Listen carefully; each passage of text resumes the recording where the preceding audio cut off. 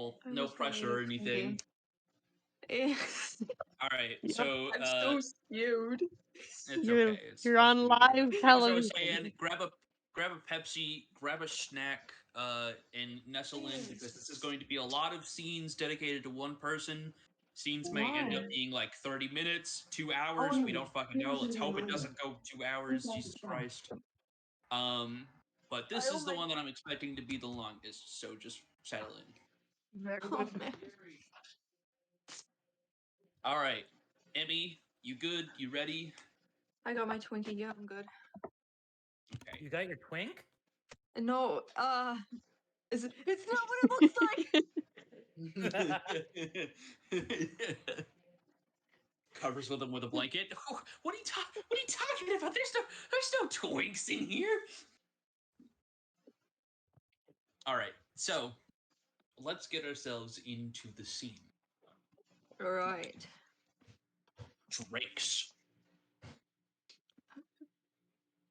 You have been recently imprisoned.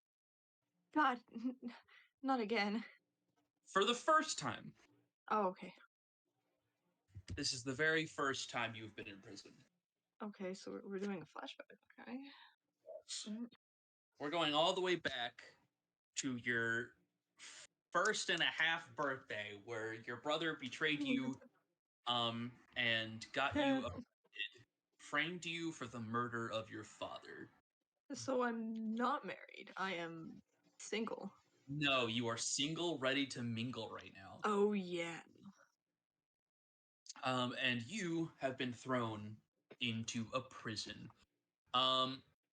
Most prisons in this time and age have been destroyed, typically by some god who wanted to inflict some chaotic force and release a whole bunch of prisoners. But they did manage to find an underground one that seems to be intact. And you have been toted here with bag on your head, shuffling feet, and shoved into a cell. And this is where you have been spending maybe about 3 months by this time. You've been dealing with a lot of hard labor, doing a lot of work, building yourself up. Why don't you give us a little bit of an idea of what Drake's first prison experience was like?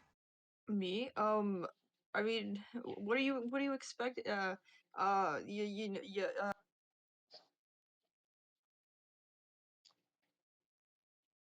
Do you think he was like the gambler, the guy everybody went to? Was he like the bitch? I feel like at first he was like little guy, like, oh, that guy's stupid, and everyone was like, oh, hey, wait, Uno, woohoo. I don't know. I haven't put enough thought back. Are you saying that everybody bullied you and then you were so good at Uno that everybody started respecting you? Yes, I was. All right. Uno God, let's go. All right. Wait, did you roll for Uno? No, Oh, I I don't even have the game launched. I don't even have it open. I was like, hey, I think I'm forgetting something. Oops. Load faster. There we go. Yeah, why don't you roll for Uno to see how respected you are in this prison? It's loading. I have 3 more seconds. So roll for Uno will be intelligence. What is the skill? What would the skill be? Let's just go intelligence, Uno. Intelligence, God. I could try and find a skill attached to it if you want, or if you have a skill in mind that you think would fit for Uno, because it's definitely not sleight of hand. Before you say that, you're not trying to, unless you're cheating at Uno in all of these games, I guess. Oh yeah, baby. Woo.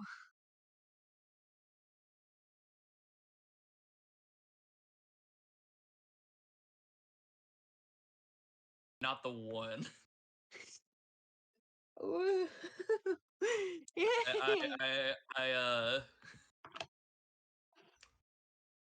Yeah, you definitely drew 4 in that moment right there. Thank you for the good joke sketch. All right. So your Uno skills have gotten you to a respectable, definitely not top dog, but like people respect. I don't get thrown in the You toilet. don't get bullied in the showers. They don't beat you up. Yeah. They don't throw you against the walls. Occasionally somebody gives you like one of those like what's up nods as you pass by. And you even have made like a couple of like friends? And then I met my wife. Well, not just yet. I know. So you're going over. It's lunchtime. You're sitting down at one of the tables, enjoying a nice hearty meal of slop. Mm. And it's okay. I mean, it's definitely slop. At least it looks like healthy slop. You see like peas and carrots and broccoli. It still looks like mush though. It's just And it's brown with little swirls of color in it. Those are the vegetables, guys.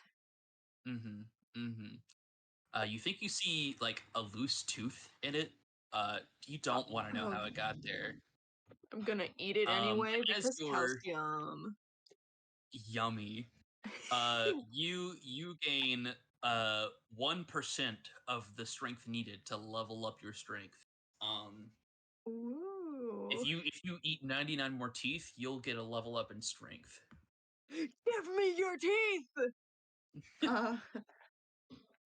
And as you're picking at your muck, two guys waltz over, and they set themselves in front of you. And you are somewhat familiar with these guys. I mean, you've had like a passing conversation with them each. They're not super familiar to you, but they sit at your table and they give you a smile like they've known you for years. And they say, "Hey, buddy, good to see ya." One of them is a tiefling individual. He has dark red skin and horns that curve back over to the back of his head, with frizzy, curly-ish hair that kind of goes down to his eyes. He seems to be wearing just like he's not wearing his shirt in a normal like. God, how would you describe this? He's got his shirt literally cut with a knife down the middle to look like a jacket. So he's got a shirt that he's cut himself. And the guy next to him is a dwarf, who is sitting down. He's just straight ass shirtless. His shirt is wrapped around his waist. He looks at you, and he kind of like scratches his beard. He gives you a smile. He's got like golden hair and his that kind of reaches down to his shoulders, and he says, "Buddy, buddy, buddy, do I have a plan that you need to get in on?" Huh? Amigo, compadre, pretend Spanish exists. Look, the dwarf is gonna like lean over and kind of like scoot his tray aside, lay on his arm, and say, "Buddy, you ever dream about getting out of here?" I thought about it a few times, but I have never really invested anything into it. He's gonna tap he's gonna tap a finger on the table because he's a wee little nervous because once again I don't think he knows these guys. And the tiefen's gonna look at the dwarf and say, "He's whimpering like a fucking baby. We can't trust this guy. I'm telling you." And the dwarf's just gonna say, "Hold up, hold up," hold up a hand to the tiefling beside him and say, "Look, kid, I can get you out of here, but I'm gonna need a little bit of that magic you got inside of you. So, what do you say we become friends? Us three, we get out of here." I see the way you play Uno. I don't like the cut of your jib. Sorry. He's gonna look the guys up and down a wee bit, and he's gonna throw out a hand and go, "Sure, why not? I die in a few weeks if I don't get out anyway." Oh, this guy, you're on death row. Yeah, What did you do? nothing. Actually, I didn't do anything. I Well, was that's what there. they all say when they're on death row. But it doesn't matter. We can talk about it later. For right now, just keep your eyes peeled for any sign that we might have been around, okay?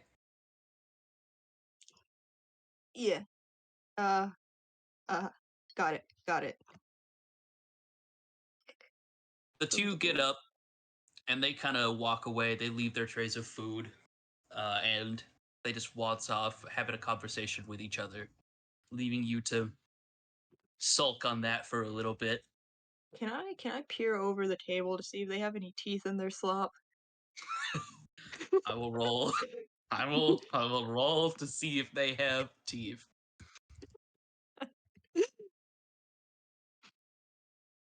There are no teeth in their slop. Damn it. Okay. That's fine then. I'm sure someone else will have teeth in their slop. Are you gonna go looking around for teeth in No. people's slop? No. Okay.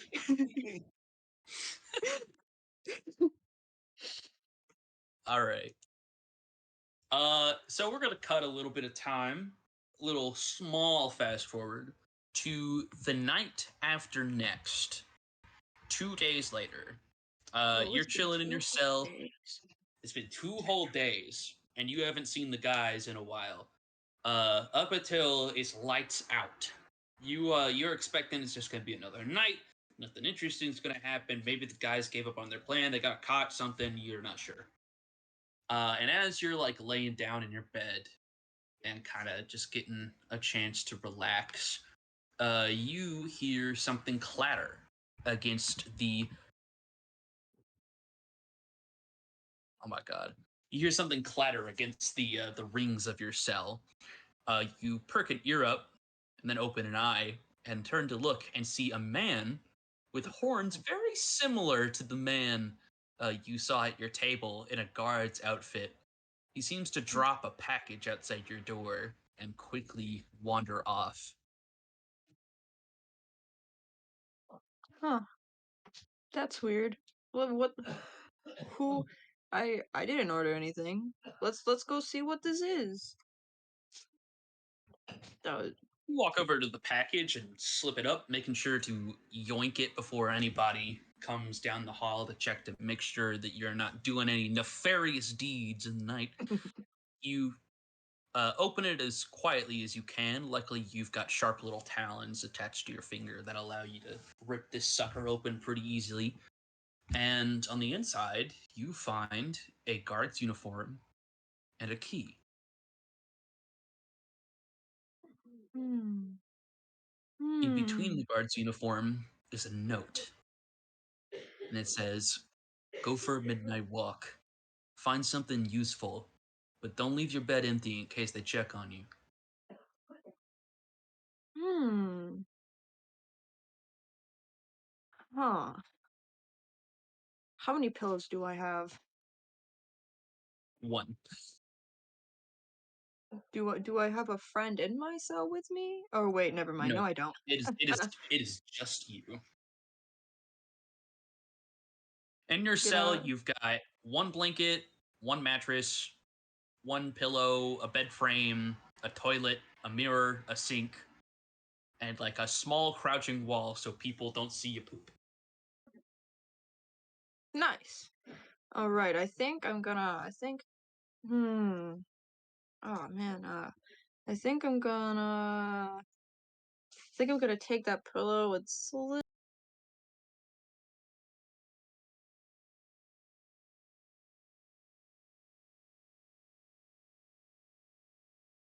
And considering your small size, the pillow is actually pretty it's large enough that if somebody were passing by and just giving you a quick glance, they'd probably just believe it was you. Sweet. So I guess. giving it a good little tuck, making it look believable enough that maybe you're just bundled up in your blankets. You have now created a bed dummy.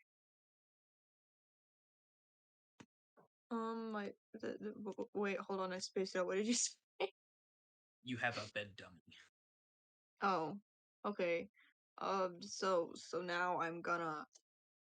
I guess we're gonna throw this uniform on and uh, wait. Oh no, that would be silly. But yeah, just throw the uniform on and let's get out of here.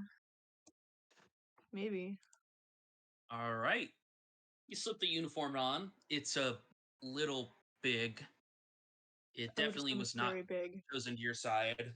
No, it's big, just but not that big. It's like like 2 sizes too big, not like 8 sizes. So you gotta roll your sleeves up a little bit, tuck them into your shoes.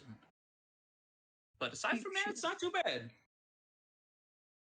And as you go to test the key does click. It's a little awkward trying to fidget it from the other side, but eventually your door does unlock. And it opens with a slow and low creak. But you are able to leave your cell now. All right, that's awesome. Sweet. So before I run off, let's lock that door back. When I get out, Nice.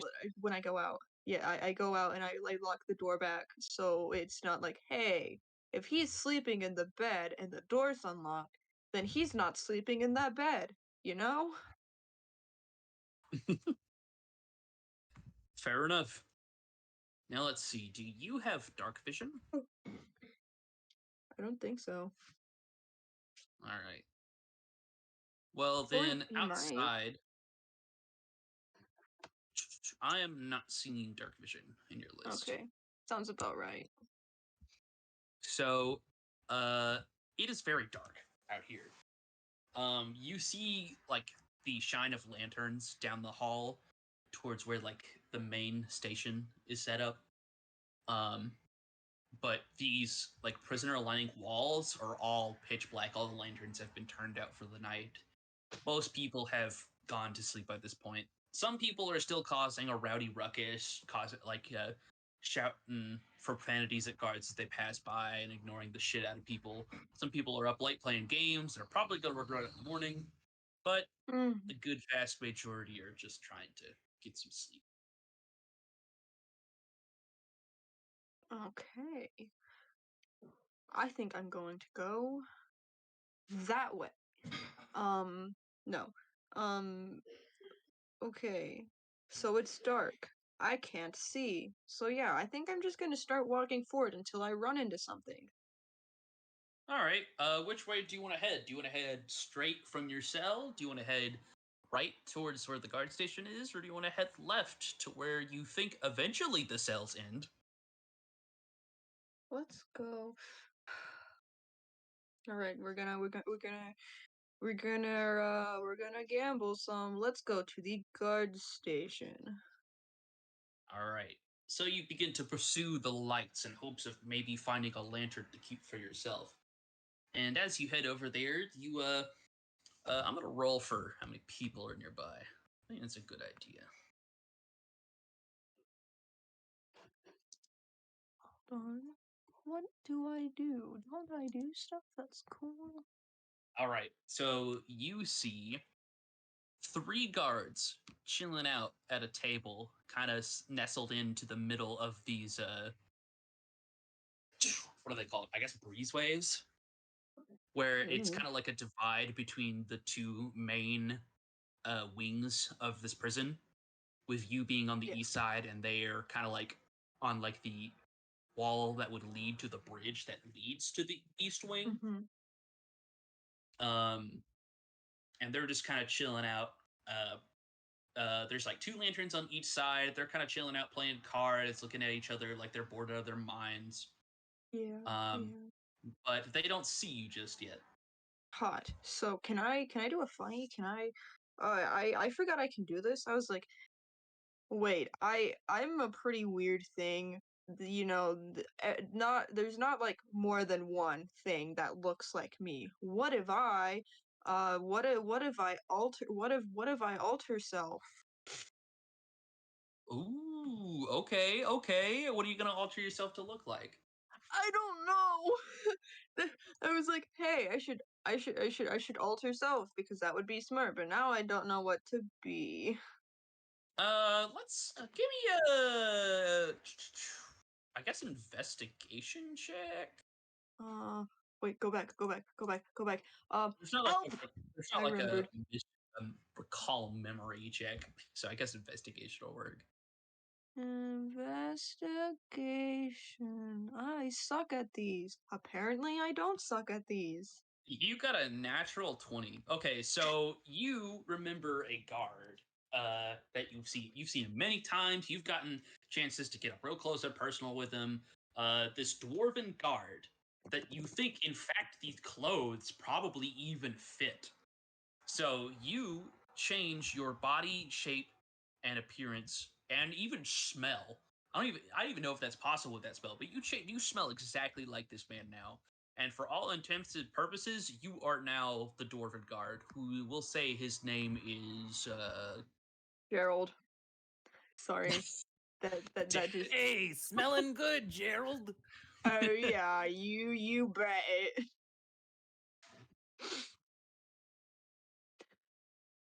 his name is Gerald Buckletoes. That's his name. So you are now the spitting image of Gerald Buckletoes.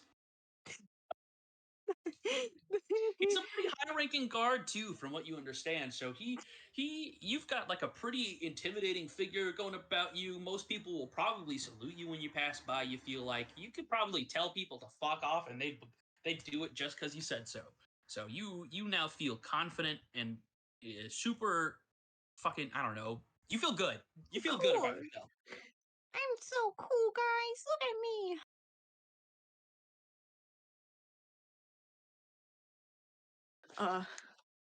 You I sure did- are cool, Buckletoes. Yo, is that Drax? You're so cool. Whoa. Wait, there are guys there, right? Maybe that would suck. But maybe I should approach those guys.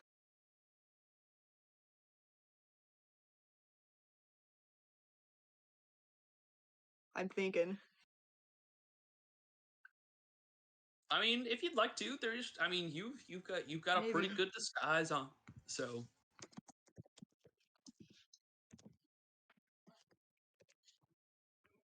Actually, wait, I can just say that I'm kind of like I want to find my hot wife. we can't leave without my wife. you're not. I gotta. I what? You're not gonna leave without your wife, though you don't know she exists yet. Well, let's just. I think for now we're gonna walk past those guys, and if they say anything, I'll figure it out. So as you turn the corner, you kind of give them a nervous eye. And from their perspective, they see their boss giving them a stink eye as they're playing cards, and you watch as they shuffle up and like act like they're like super totally professional at doing their job, making sure that the prisoners aren't escaping. And as you see that, you're kind of like, oh shit, I'm kind of smooth with it. So you just walk right past them without saying anything. Um, they after seeing you walk off for a while, they kind of like, are we not in trouble? They kind of like slowly reach for their cards and they continue to play. And now you stand in this hallway where it leads to the west wing. This is the lowest floor of this underground prison, as you are aware. And heading to the west wing holds the only exit back upwards, closer to the surface. your time of being in this prison, you probably know that there are a numerous amount of security measures to actually leave the building. The primary one being that there is a set of 3 keys that have to be turned at the same time to open the final door to exit the prison. Whoa, were they talking gargoyles too? No, I'm just kidding. Um, um, uh, The gargoyle that's in prison here feels offended by your comment. uh, get up, up. Let's go up, guys. Mm, All right, so up. you're gonna try and find the exit. Yeah, let's find that. Maybe because I'm big scary boss, I can use my big scary boss privileges and make and make sure I uh can get out with as little conflict as possible. Sure. Why don't you make me a perception check? Perception. Let me. There it is. We're gonna see how well you navigate the prison.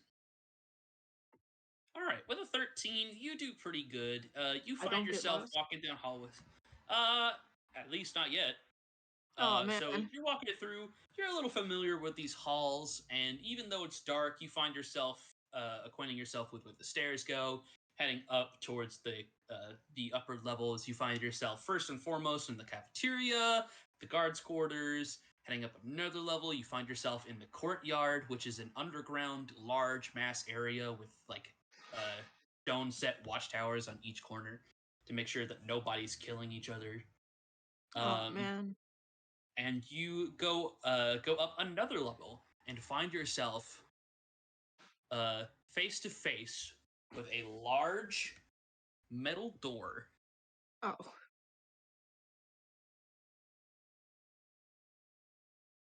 You give it a push, doesn't open. Right. But Is on the outside, you think you can see something that looks like stars. what are those? What's that? No, I'm just kidding. All right. What? So you said metal door. Does Mm-hmm. melt metal door? Melt metal door. I think maybe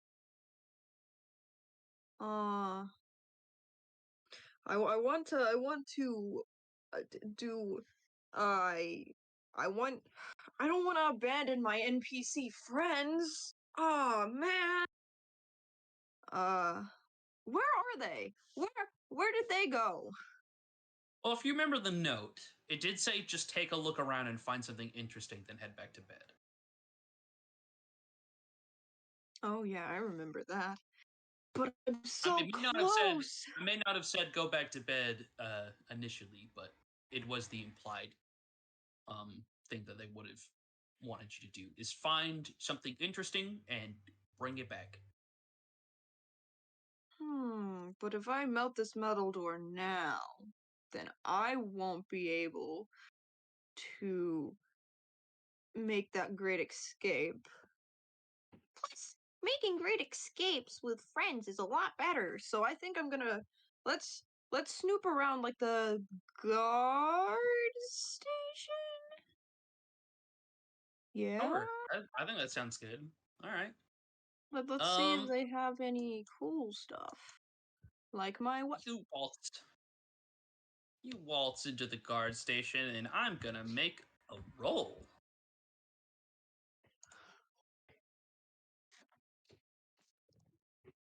Please don't let it be the guy that I'm copying. That would be kind of funny, but no, it wouldn't be that funny. So you say that. Oh shit. Um. Oh man. So you open the Spider-Man door, point meme. and you see the spitting image of yourself. He turns and he looks at you to see himself, And he goes /R 1d20 plus 2. Imposter among us. Okay, where's man? Trenton, you get better at copying me every day. That's a good one, I have to say. I have to say it, buddy. Oh, that one looks almost just like me. But I think you got the mustache wrong. yeah. Sorry.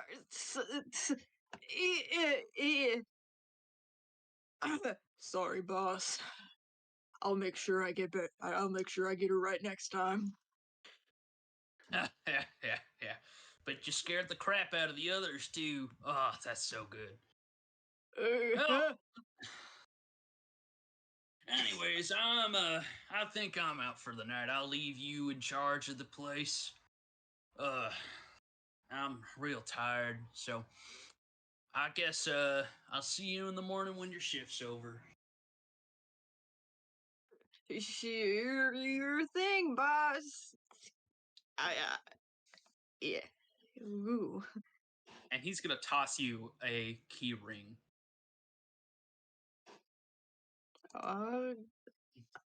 Woo. What does this key ring taste like? I mean, what keys are on this key ring? What keys? You're not too sure. What they taste like? Probably an assortment of silver, copper, brass, the likes. Well, I guess that's my cool thing for the night.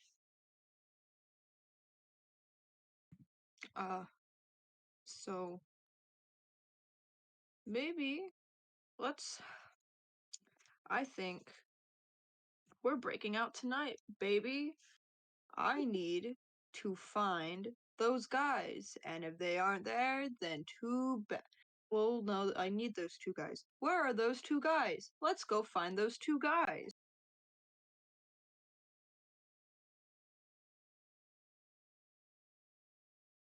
Catch their names?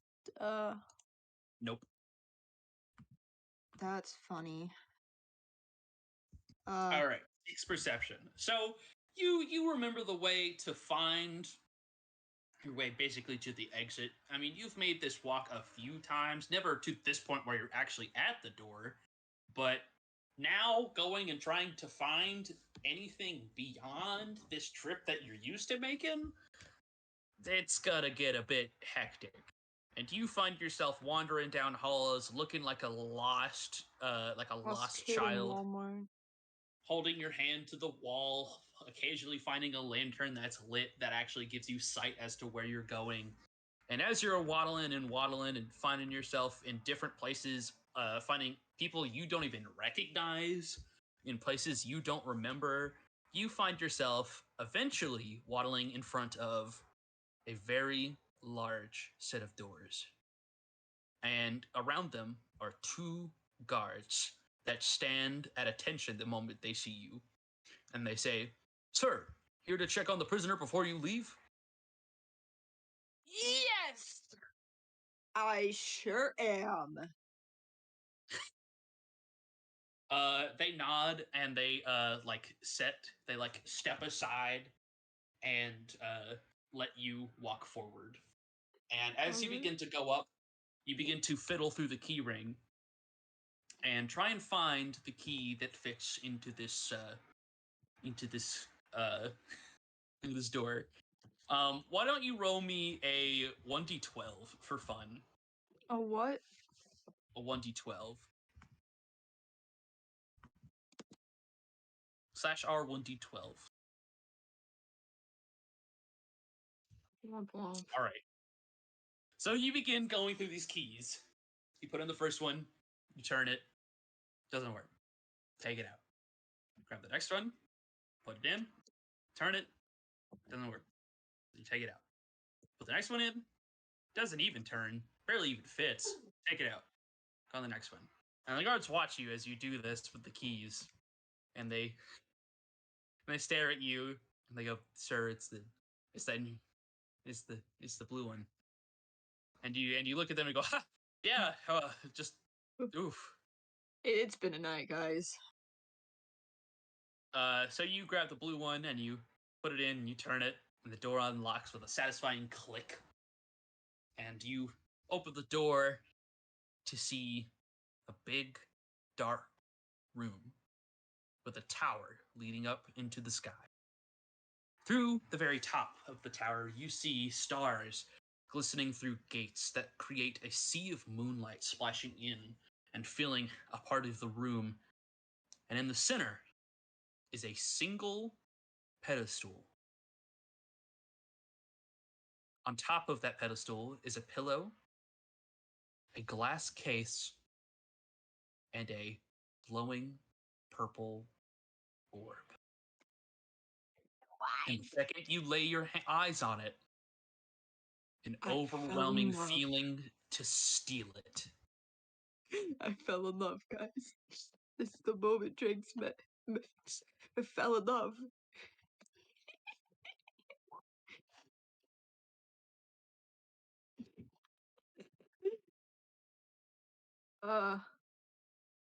You find going. yourself unconsciously walking towards it. Oh yeah, okay. Woo! I love being autonomous. Let's glass case. That's right. How can I quietly break glass? The glass case completely surrounds the orb and the pillow. On the inside of the glass case is or not the inside, on the outside of the Is there a little glass lock? case is a little lock, yes. Flip through that keyring, buddy. All right, roll another d12 to see if you can find which key it is first try.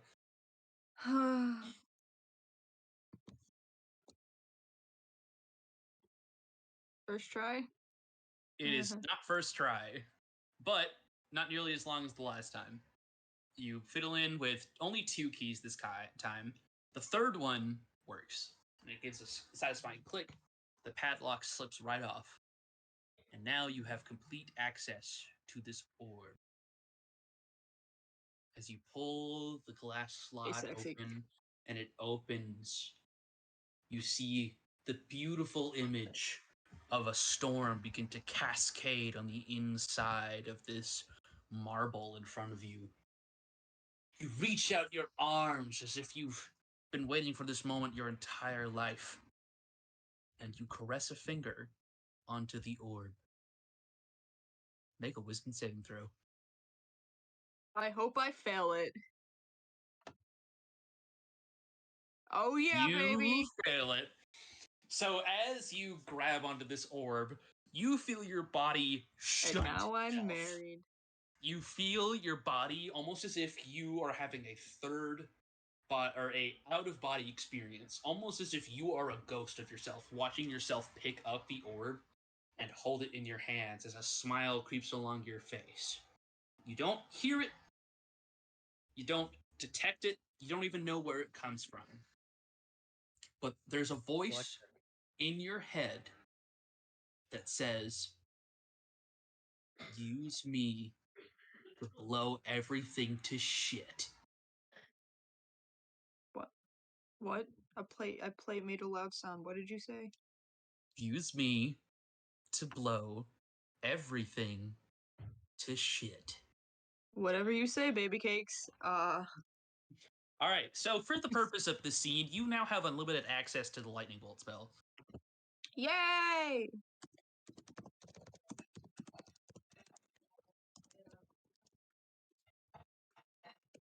Well, how do I smuggle an orb? How do I make it look like the orb is sleeping on a pillow? Is there a brick? So can I put a brick on the pillow?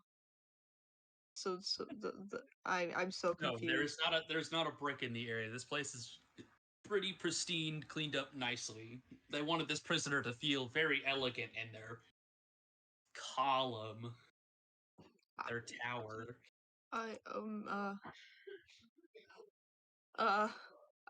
How am I going to smuggle her?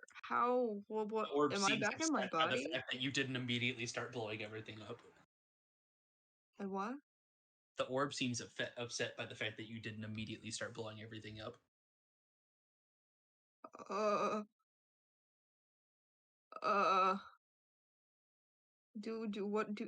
I put her? Can I put her in my pocket? Can, I know this is awkward and all, but I can't. This is a prison break. The orb rolls its eyes. You didn't even know it could do that, but you could feel it roll its eyes at you, and you see as the orb shrinks from being like you have to hold this orb in two hands to be able to hold it. Yeah. And you see it shrink to the size of a marble and put itself in your pocket. Whoa. I guess I'm going to close the case, lock it back, and waltz back out of there. I'm still disguised, right? Yes. Okay, sweet. Then let's go. The guards give you a salute as you head out. I think at this point, Drax does not care about those other guys since they were kind of snobby anyway. Let's get out of here, babe. All right. Screw those guys. I don't need them. Force those other guys. So true, Sketch. I have my wife. I have my wife. The orb gives you a command. It seems to cast another suggestion onto you as you are unbewittingly under its control, and it says, "Get me out of here." Yes. Let's get out of here. Yeah. Are we gonna? Yeah, you can navigate pretty well, not easily. You definitely got lost, but like after trial and error, you could definitely brute force your way to the place where you saw the stars through the door. Woohoo! Let's. Oh, I have the cool key ring. I wonder, does this big metal door where I can see the stars through? Can it you know, do cool stuff like unlock that door? What? Yeah, I know that was a bit confusing because I like forgot what I was saying in the middle of that sentence. Does the big metal door where I see stars through have a lock? And if it does have a lock, can I use the big cool ring of keys I have to get out of that door? Yes, there is a single keyring or a lock. You can use one of the keys. Roll a 12 to see how many tries it takes you. God Takes damn you a lot of it. tries. Takes you a lot of tries. You're sitting there for a while. I'm really glad that no one is here to see how awkward it is, except for the orb, who apparently is who you could feel breathing on your neck, even though that was a thing that orbs could do. But eventually it opens, and you are now in an actual courtyard. You see a fence made of metal spires surrounding the entire perimeter, and you have just come out of a metal, what is it called? Crawl door? Yeah, I think that's what it is. A metal crawl door from the ground. You swing it open, and you see another gate in front of you, this time with 3 locks on it. And there are 4 towers on each corner of this area with spotlights that seem to be kind of like aiming about and looking for things. How tall is this wall? This fence? How tall is it? If it's meant to keep out or keep in things as big as giants, probably like 20 feet tall.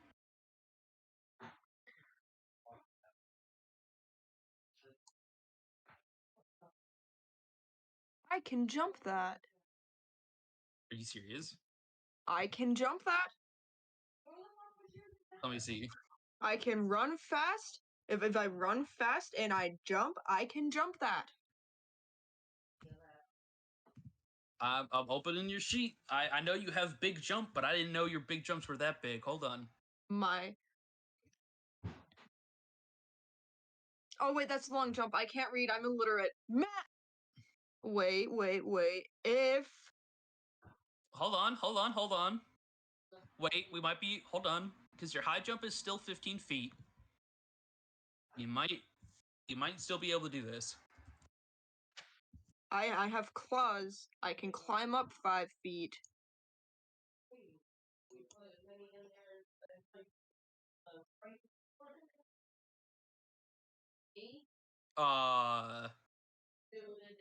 You know what? By base, you would not be able to make this jump without a roll. So I will let you, if you would like, to roll to try and make it. But if you fail, people are gonna notice and think that's weird. I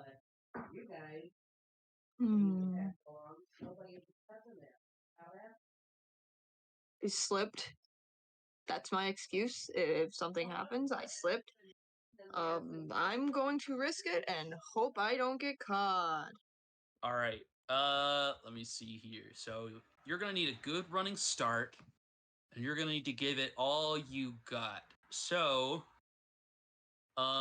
give me in acrobatics DC 15. Huh. You have to Oh. roll. You have to roll the number 15. Damn. If only if That is a 9. well, the second number was a 17. Man, It this was. game I'm not hates using me. the second number. I know. So I tripped. I thought it would be funny if I tripped. I tripped. Really high up. I tripped. It just happens sometimes. So you prepare this running leap. You take a good crouching position. You give a good hearty run. I'm being paged. 1 second. I'll be back. Okay.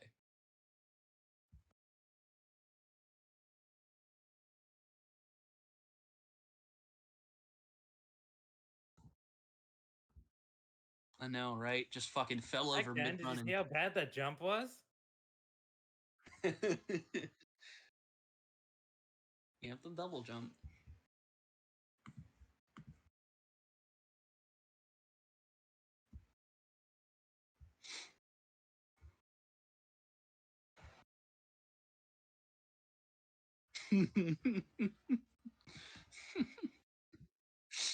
Oh man, I just noticed that Drax has dragon's breath, so if he wanted, he could theoretically shoot himself up in the air like a rocket. Oh, I You tripped just and shoot. spewed fire.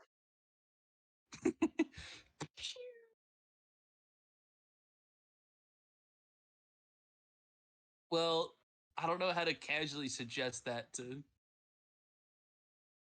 Emmy.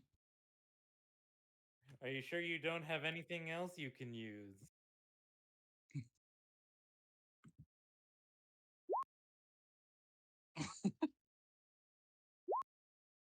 Ooh. Oh. Oh, damn it.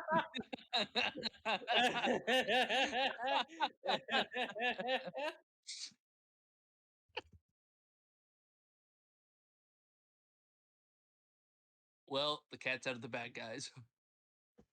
More like the bunny's out of the basket. Auri, get out of the closet.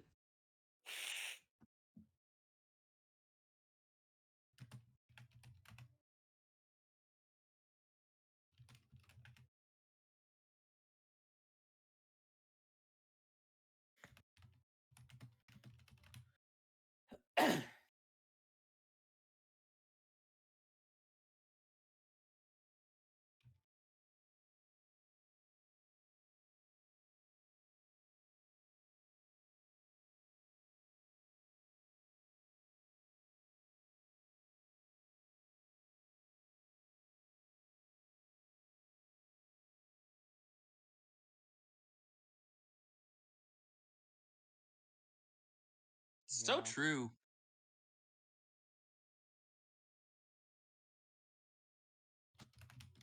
I am finishing up putting in all the spells that Roll20 doesn't know exists, which is stupid.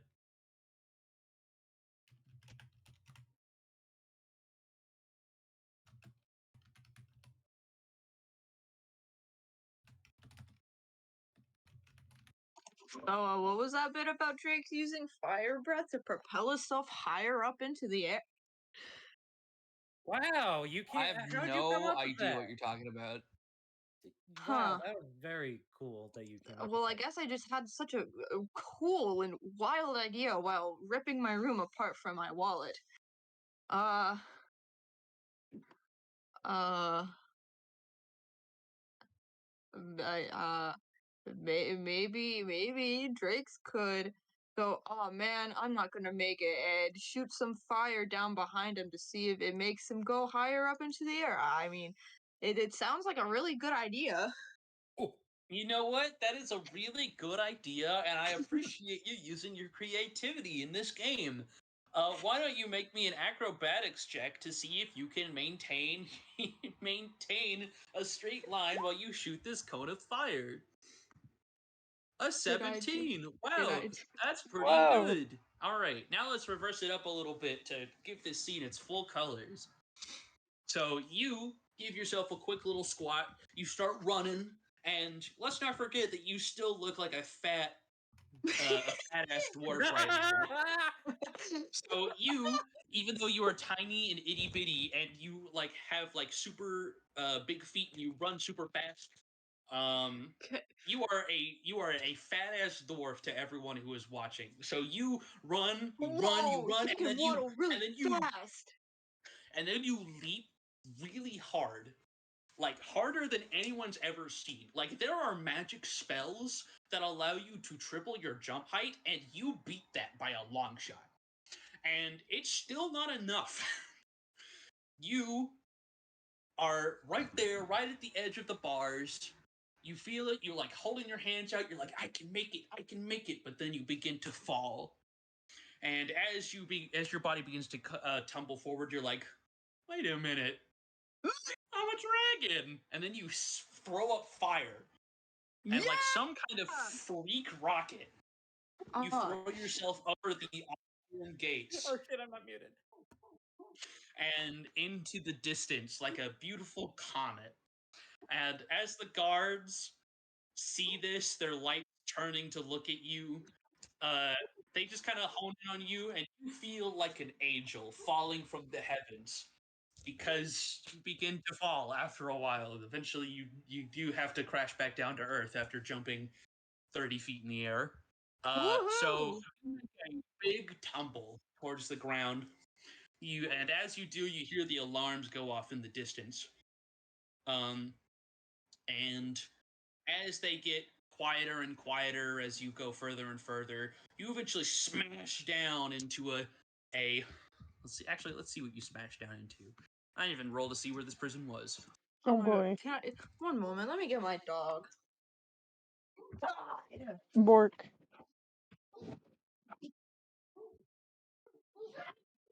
Boof. Bath.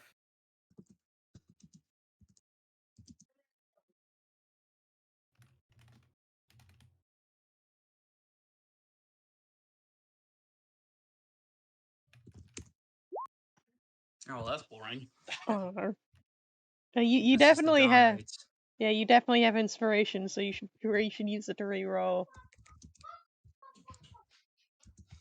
I, as the DM, have inspiration. Yeah. So true. Mm-hmm. True.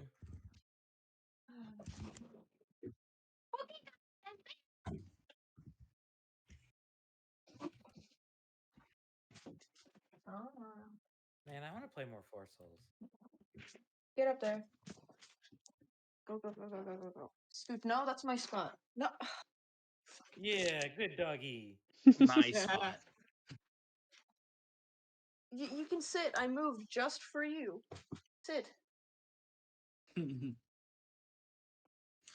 Yeah, it's funny how you said my spot because it really is my spot. You're Yeah. so right.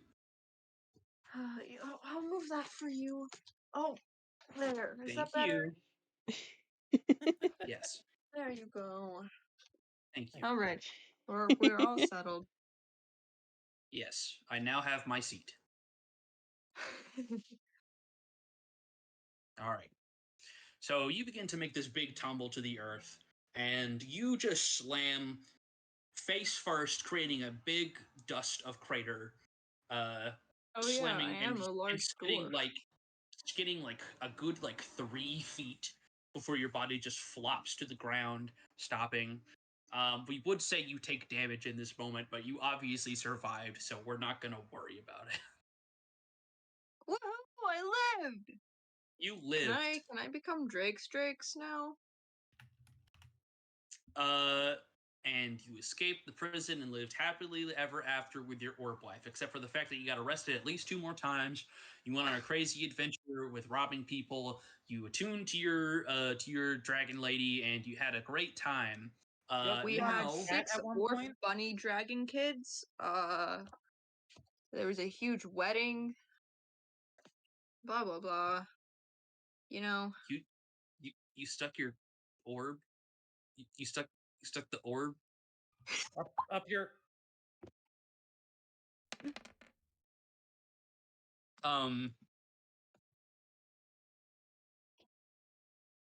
Okay, we're just gonna go past that real quick.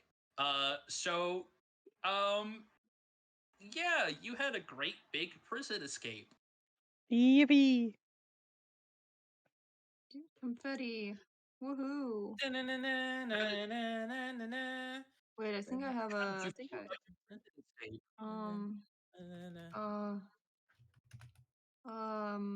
That's. Where did Go it there. go? Oh, there it is. Where what go? Oh, there it is. Oh, hey. Yay!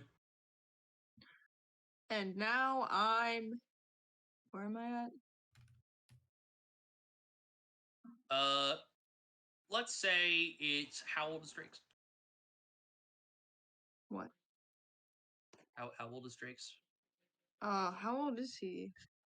It's the present day. I found a solution. Oh, It is now. 10 years later? It is the present day. And you're just chilling in the village. In a village. Don't ask which one. Okay. And you're just chilling out. And you see an application for this cool planet resurrecting thing, and you're like, man, that's pretty cool. And so you take the flyer and you leave. Yep, there you go. Yay! Why don't you give us a Drake's one-liner before we leave off? Wait, what? What? Why don't you give us a Drake's What's your one-liner before we catchphrase? catchphrase? I don't know. What's something a 30-year-old rabbit man would say? That's a great catchphrase, I have to say. Fantastic.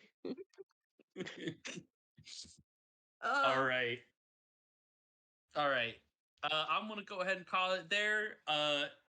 Emmy, if you would like to discuss anything else that you would like to go over with Drake's, let me know. I mainly just wanted to go over to get a feel of what it was like going through your first breakout of prison. Oh, yeah. Um, Since I never wrote it out, yeah. Mm-hmm. So, I hope you feel a little more comfortable with Drake's in an actual setting now, and hopefully this time we will be able to introduce you in a normal, healthy way. All right, sweet. I want this. I want this recording. I want to keep it forever. Yep, it is in fact recording. All right. Which one of the kiddos wants to go next? That is a With good that being question. said, I think I'm going to dip for the night. Fair enough. Okay. You'll be able to hear the rest later when Sketch posts them. So. Indeed. All right, sweet. Whoever goes next, have fun. Good night, guys. Good night, nerd. What a nerd. Who was So that? true. Who's next? I think Ray should go next. So true. Why me? Ray, you want to go next? I didn't say that way. Yeah, you did. Oh, do you not want to go next? I mean, Why don't you want to go next? I can go next. You should go next. Do you hate Julian's game? Do you not want to go next? Do you not want to play? Can't believe I this. didn't say any of those words.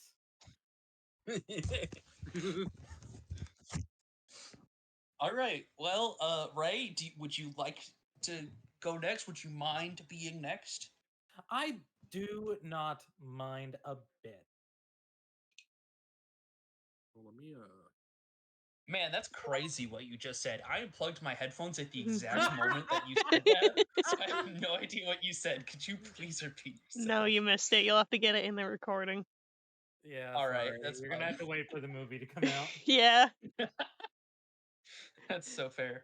All right. Yeah. Well, I'm gonna assume you said yes in some fashion. We're gonna do you now.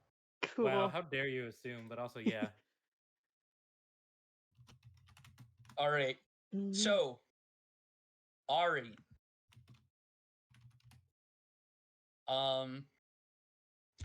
So you have been away from home for a little while. You've gone on your own adventure. This feeling to get away from home has been calling to you for a good while. And you've been out traveling on the road by yourself for some time. And it's probably been a couple of months since you left. You've been going through these journeys with yourself. You've met a couple people on the road. But tonight is probably one of your most plainer nights that you've had. You were not having a rest in the stars. You were having a normal night. Not plainer as in plainer. Yeah, you're not traveling the astral plane this evening. It is a normal evening under the stars. It's a setting very much similar to the picture that we have in front of us in the Roll20. It is trees lining the area, a beautiful artwork of stars hanging above, creating constellations that you can trace with your fingers. Beautiful campfire to your side, keeping you warm, and the feeling in your heart that you miss home. I miss home. On nights like tonight, what would Auri be up to? Well, if she's already all set, very comfy, she would probably just, if she needs to, see what wildlife is out and about, and maybe practice her predatory hunting skills as she does. Very nice, very nice. Why don't you give us a survival check to see what kind of things the cat drags in? I would love to do that.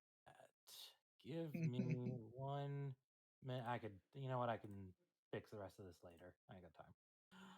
All right. You wanted a survival, I believe you said. Well, you're in luck, cause Well, with a 12, I will say you can either bring back one singular deer or a handful of small creatures, like 3. let's go with the 3 small boys.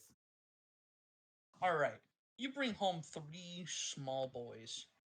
Small boys do you bring?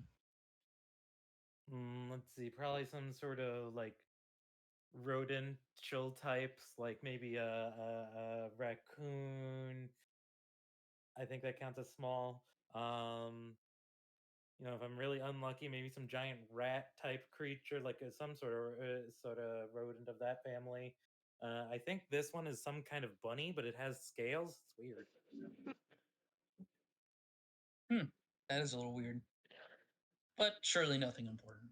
Yeah. You cook up your nice meal, or do you eat it raw? I guess that is the question. Do you eat your meal raw, or do you cook it?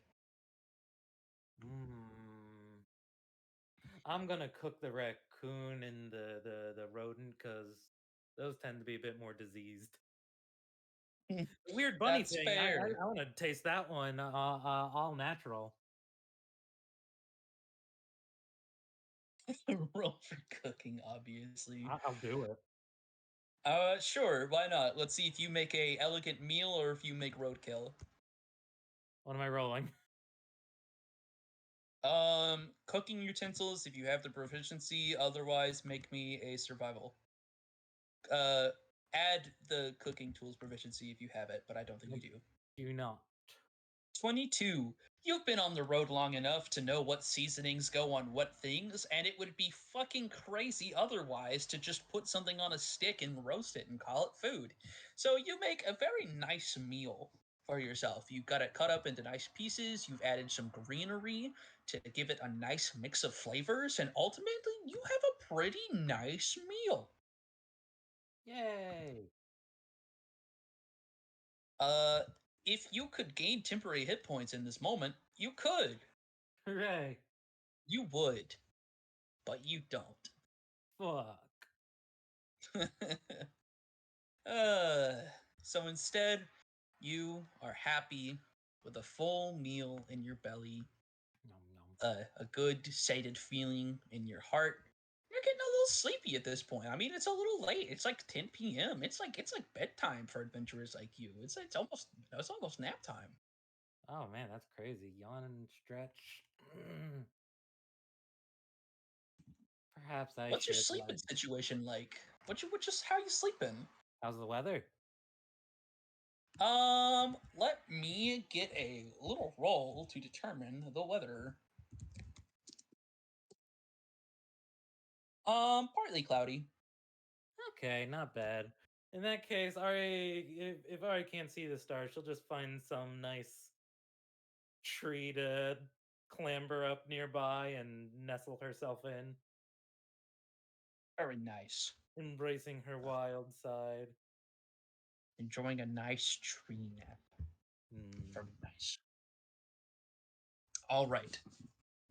So the night passes. You get some good shut eye and wait for the morning to come. But it doesn't come when you're next woken up. Hmm? Instead, in the middle of the night, you are suddenly attacked. Make me a dexterity saving throw with disadvantage as you hear a loud poop. Question about that. I have danger sense. What the fuck does that do for me? Where did I even get this? Danger sense. I think you have to be actively awake. Okay, fair enough. So Dex I disadvantage. think it literally says anything that you can see, hear, blah blah blah blah blah, and Yeah, like so not true. like literally unconscious. But we Yeah. can look at it if it's like a sixth sense kind of thing.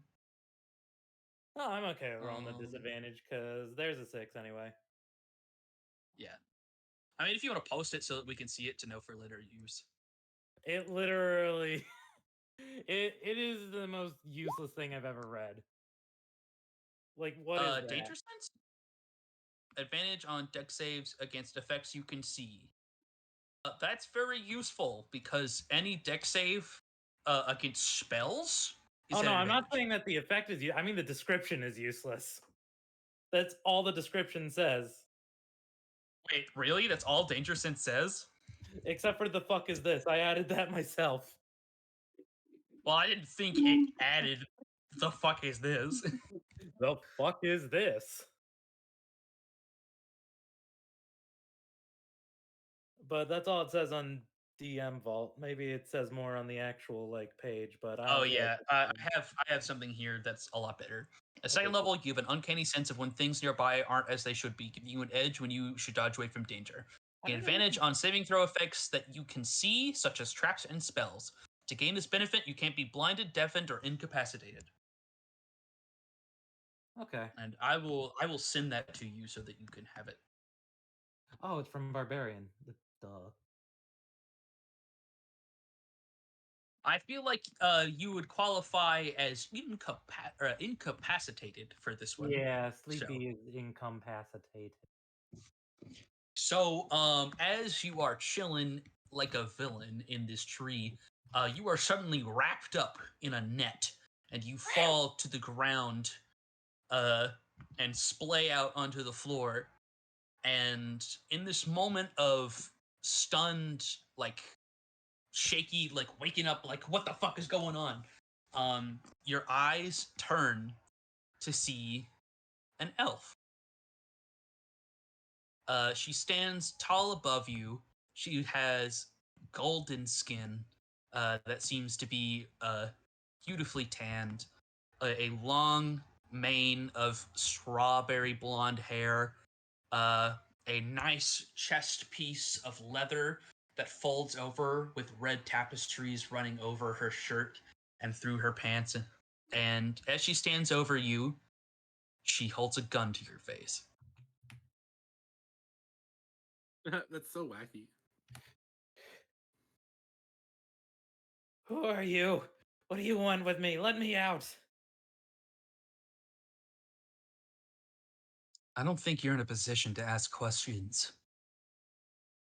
This one has done nothing to you.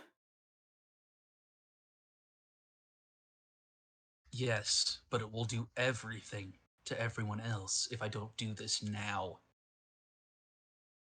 What? What are you talking about? You're speaking nonsense.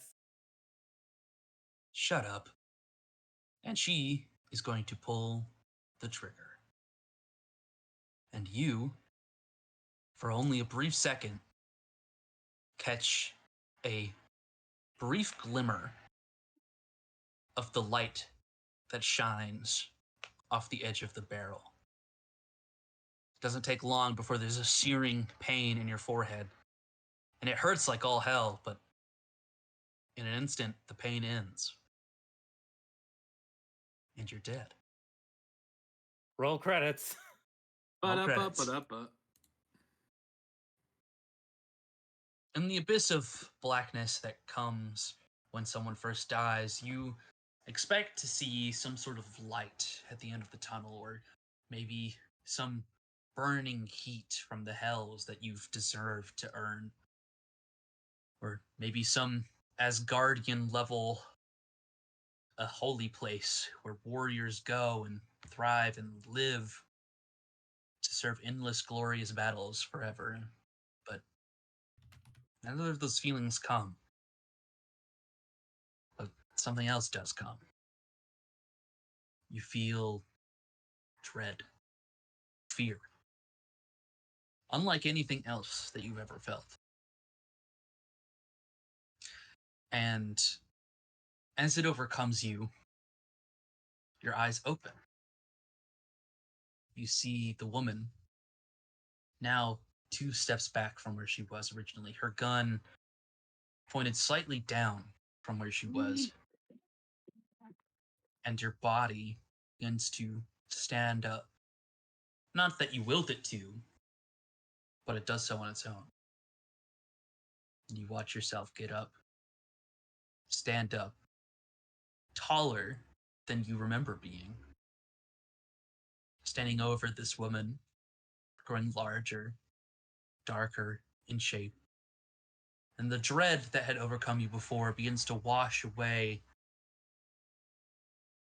And as you see this image of yourself about to bear fang onto this woman, you blink. And you find yourself once again back in the inky darkness, surrounded with this feeling of emptiness. But despite the emptiness that surrounds you, you feel a presence. You're not sure if it's warm or if it's cold, if it's malicious, if it's helpful.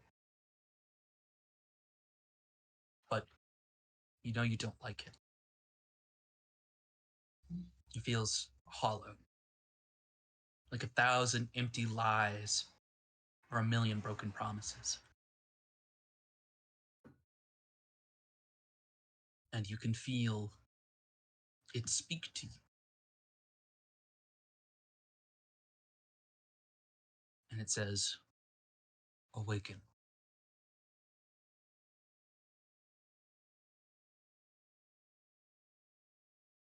You know this voice.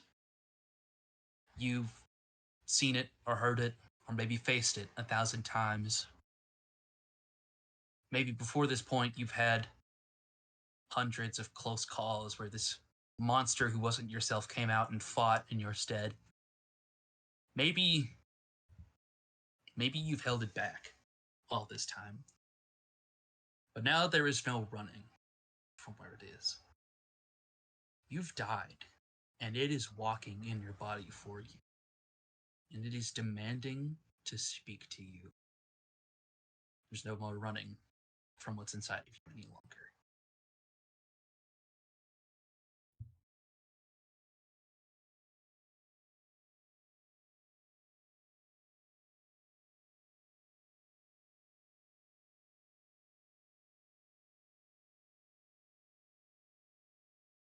I'm sorry, I was so entranced by the narrative, I wasn't sure if I was supposed to say something. You are, yes. This is your opportunity to speak to Beastie Boy. What is this?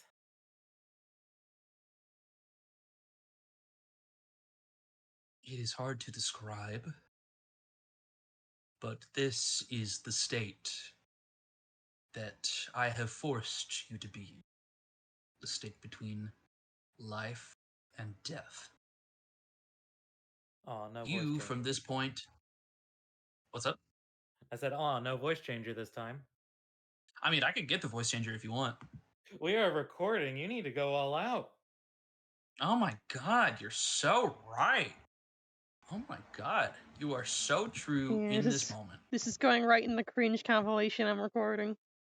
Okay, that's fine. Blooper moment. I have to get changed my thing to voice mod now. I even remember which one it was. Was it the narrator? It was the narrator, yeah. Okay.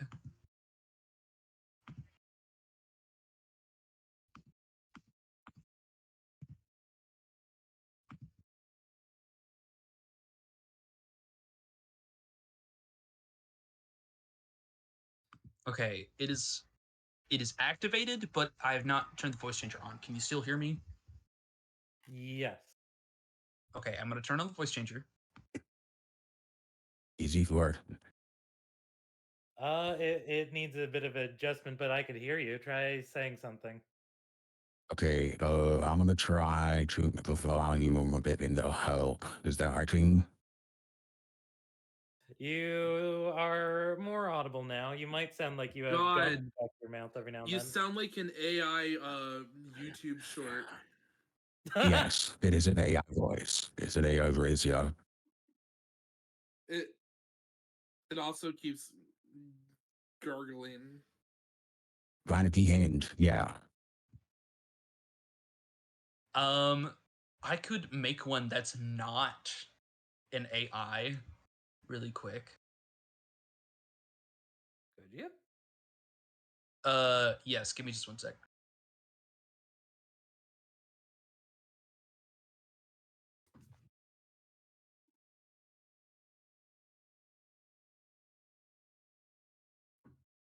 Mods, can we get a timestamp so we know where to cut?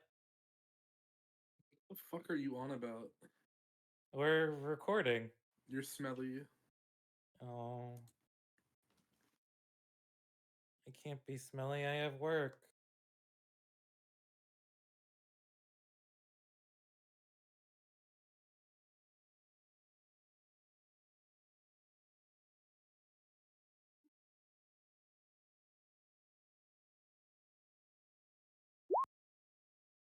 Womp.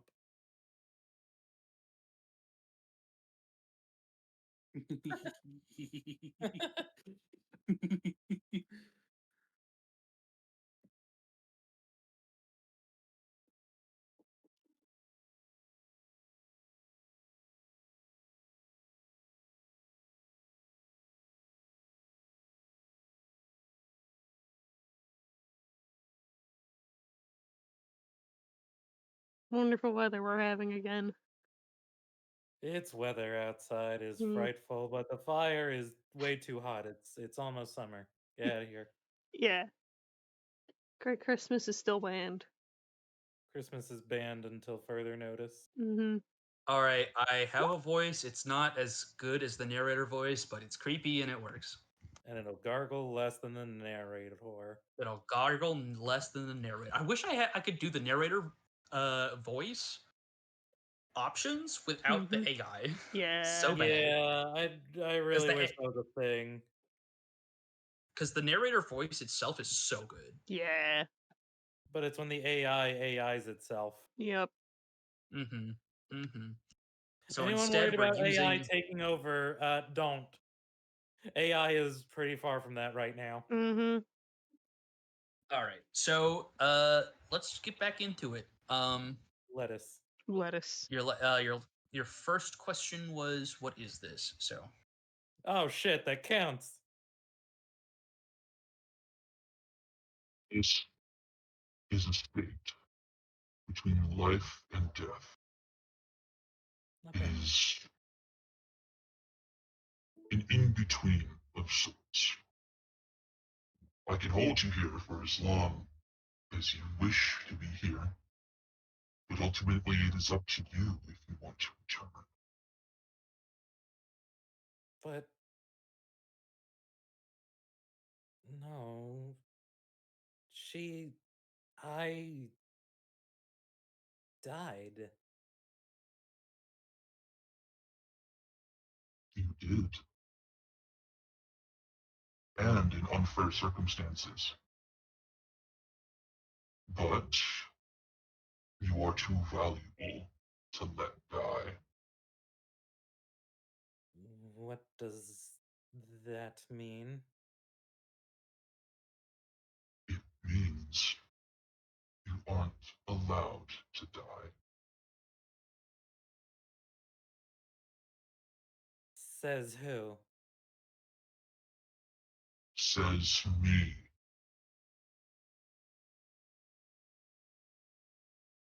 And you are?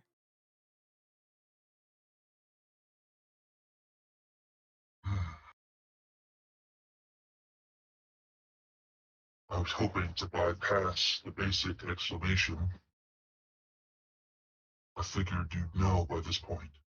She has a feeling she does, but doesn't want to believe that to be the case.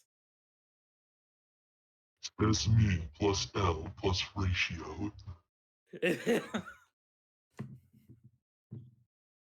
I don't know what these words mean. You truly are a wicked monster.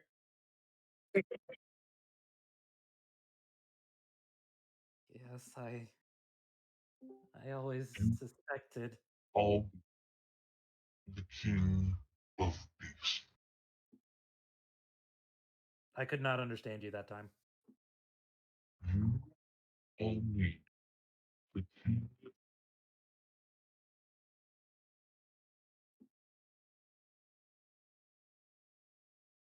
Guys, can anyone else hear Julian right now? Oh, damn it. Hold on. You owe them the king of beasts? Penis pants. EP poo poo? Pee poo poo penis pants. Penis pants! Penis pants. I don't You know may what call penis me. pants are. You may call me the king of beasts.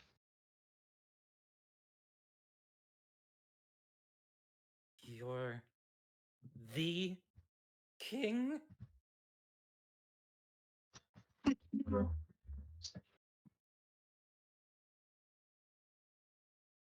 In the simplest way that I can put your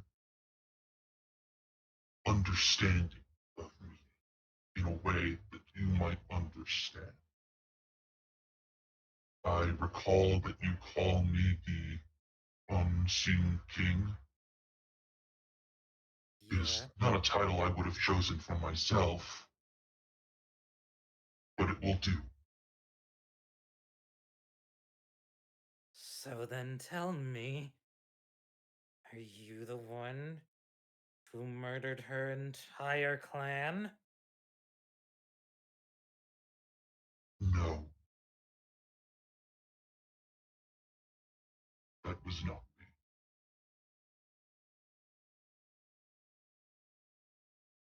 And why should she believe you?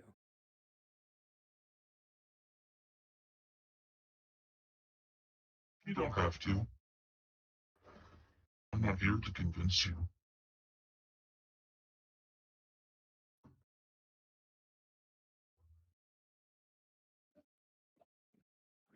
Then I'm only here to why tell are you. Oh, go ahead. I'm only here to tell you as I understand. So let me put it quite plainly. You are not to die anymore.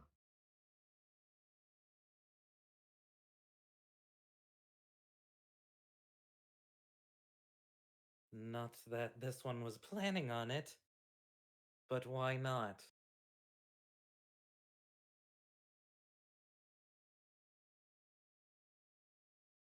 If you die, it puts a lot of strain on how much focus I can keep on your body. If I lose that control for even a minute, your body perishes permanently.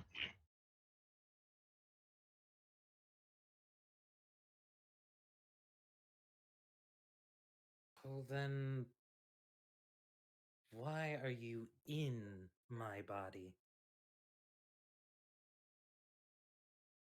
That is a complicated question, and with an answer you will not be happy to hear. I can tell you if you want, I but wouldn't say I'm it very may happy. cease. It may cease our willingness of cooperation.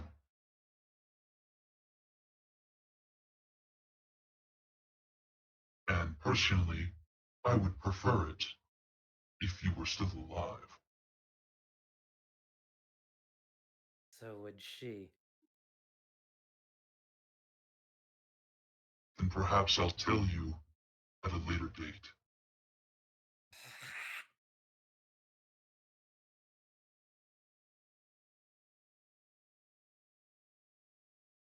Fine, but then I have one more question. This one was raised believing she were a goddess. But what is she?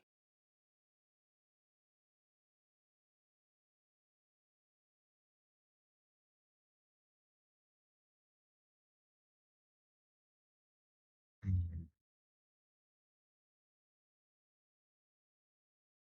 Am I still me with you?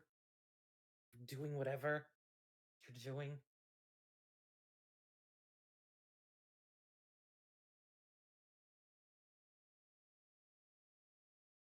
Would you like the answer? It may hurt to receive. Is it like the last one where you don't want to tell me? I will tell you. And I do not fear for our relationship if I give you the answer. But it will hurt.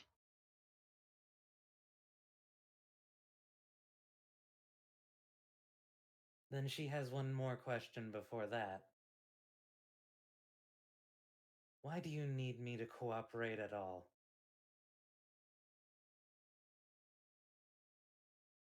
Because if you don't, I'll be free to kill everyone in this planet. And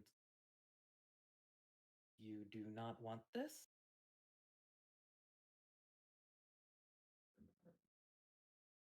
No. At least, I don't think I do.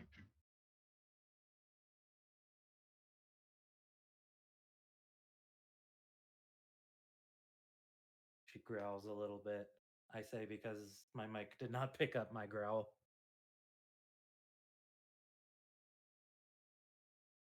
Very well, then I do wish to know the answer.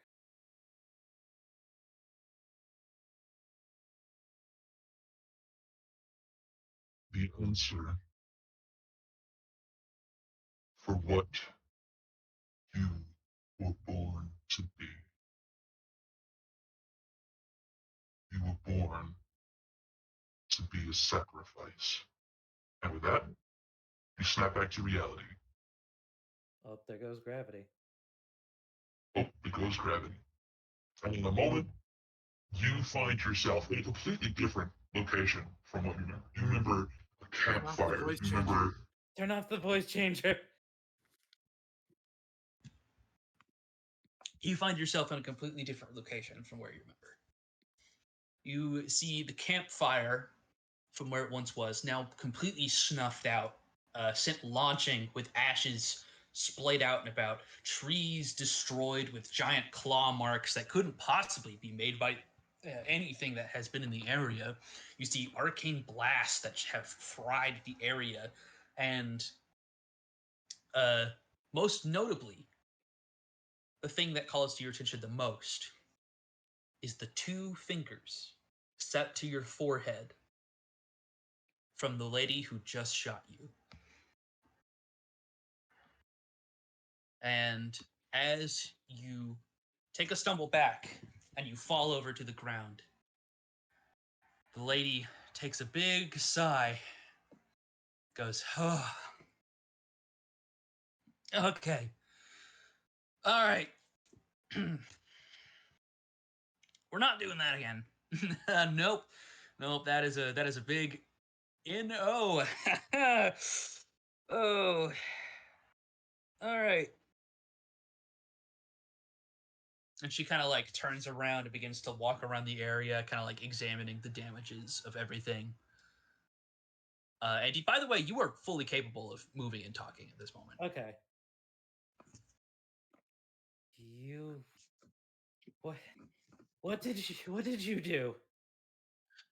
All right, hold on. And she's gonna like point a finger up as she kind of like walks around and kind of like checks the area, walking over to like the fire pit and seeing all the ash. She flicks a finger, or not a finger, but she flicks her wrist, and a fire starts back up over.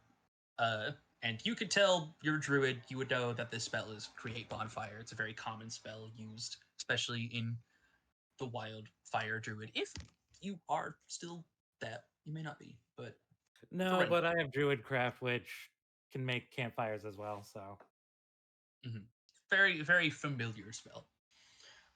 And she kind of like gestures to it, to a log set to the side, and says, "You might want to take a seat. We have a bit to talk about." This is the same woman that shot me, yes? Yes, it is the same woman who shot you dead. Auri is going to just narrow her eyes and let out that like feline growl that. Oh, yeah, sorry. Yeah. Apologies for shooting you. I was testing something.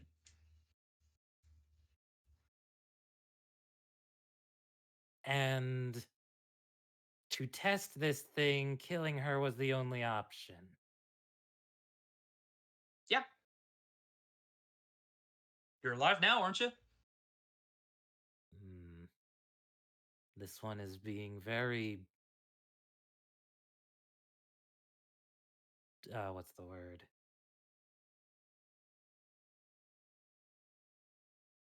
Very casual.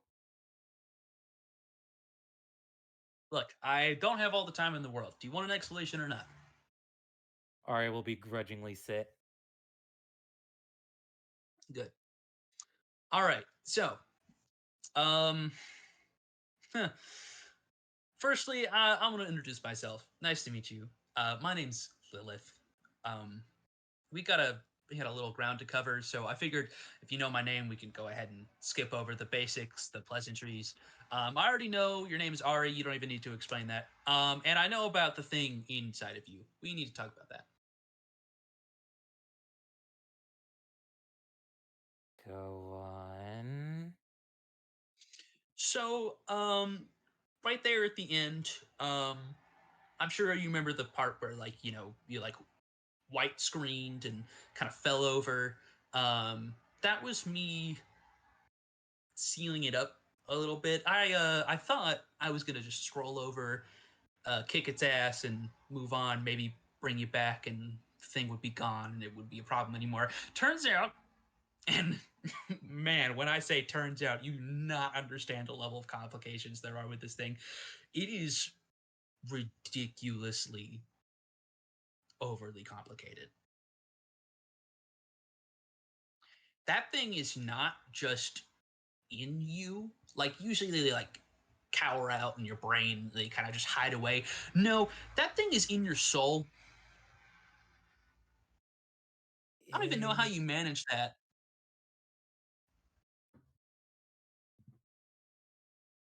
It was not this one's intention for that to ever be the case. Okay. That is a promising answer, and that makes me like you. Okay. So, God, there's so much ground to cover. How much ground do I have time to cover? Let's see. Well, um, big angry guy comes out when you die. That was the theory. That's the guess I made. That's why I shot you. Turns out, very true. Um, so apologies. Not accepted. You know what? That's fair. I would offer to modify your memory so you never remembered it, and we could move on with our ways. Definitely not. Okay, all right. Well, that's fine. I don't care. So instead, I'm gonna give you a quick little rundown of what to do in this situation. Um, so, and she's gonna like waddle over and sit down like right in front of you and say, "How much do you know about the guy inside of you?" Less than she'd like, more than she expected. Mm, mm, mm. I see. Cannot die, or else it gets out. That's the ground. That's kind of the ground that we covered. Yeah, that's nothing. That's nothing too new. Um, anything else like, you know, like what kind of threat level it holds, like how it plans on destroying the world or anything, you know? It calls itself the King of Beasts, Okay. or Unseen King, as I heard it. Okay. But it doesn't like that? Oh. All right. And I mean, it also told me it does not want to kill everything, but it will if it is. okay. Bit of contradiction there. Not that I have the time to figure it out or probe you for questions. Um, so main dealio is you have something very scary inside of you. And the fact that I just could have came waltzing up and shoot you in the face, not a very good situation for that kind of dynamic. So kind of wanted to see if I could convince you to maybe not be a loner out here in the middle of the woods. But she can't really go back home. Either home.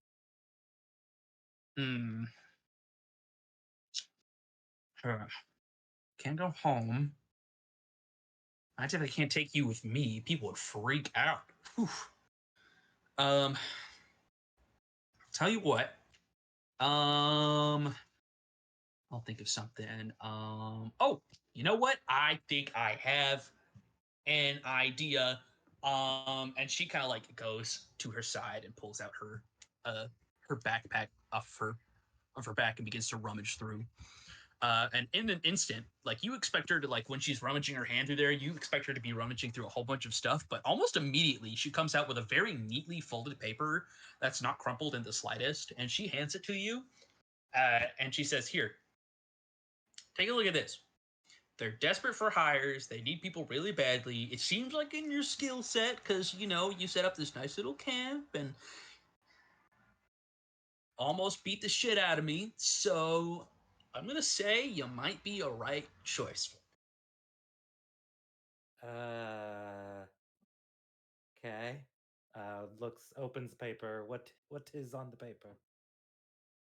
You see probably a flyer that you've probably seen before. In your recent adventures of going out and exploring, is that Terra Organization hire poster. They're kind of, you've seen them about in towns and bars on posts. They're kind of like not everywhere, but they're like definitely in every other town. And as she hands it to you, she's just gonna kind of like throw her bag onto her back and say, "Yeah, I think you should check them out. I think they'll probably adopt a weirdo like you pretty easily." I will look into them. Good. Perhaps being alone would be a terrible idea now. Yeah. Plus, you'll be doing a good thing for the planet and whatnot, or something. However, well, that goes. She has a question, though. Yeah. Would this Beast King need some sort of, I don't know, sacrifice or something? Look, kid. I'm gonna be real. I had no idea it was called the Unseen King or King of Beasts up until this moment. So if it needs a sacrifice, I have no clue. But I'll tell you what, I'm gonna go hit the books. And if I find anything, I will let you know.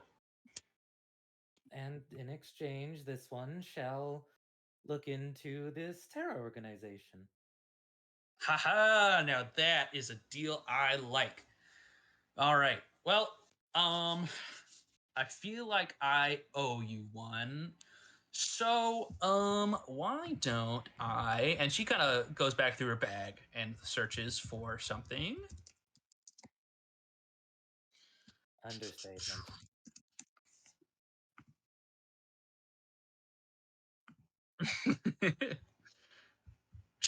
Trying to find the spell. Hold on.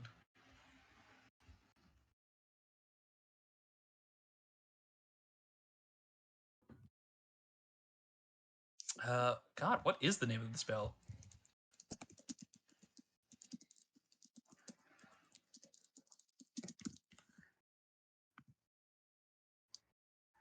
Do you know what level spell it is? That could help look, perhaps. I found it. There you go. All right. So she's gonna casually just bring out a piece of paper, wrapped around with a neat little scroll and inscription pressed on it, and she's just gonna toss it to you casually.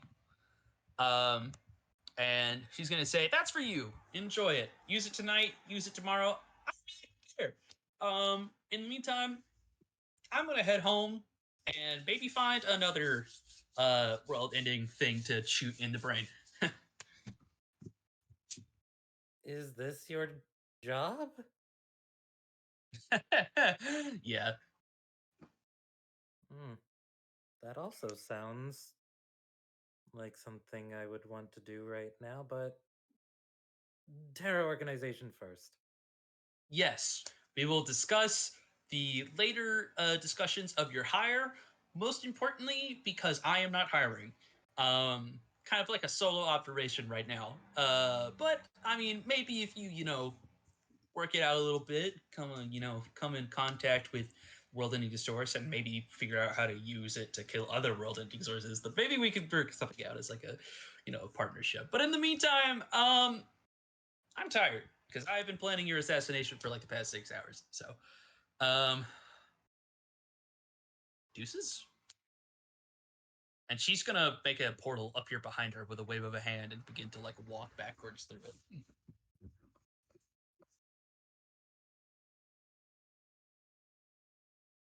She would like to wake up now.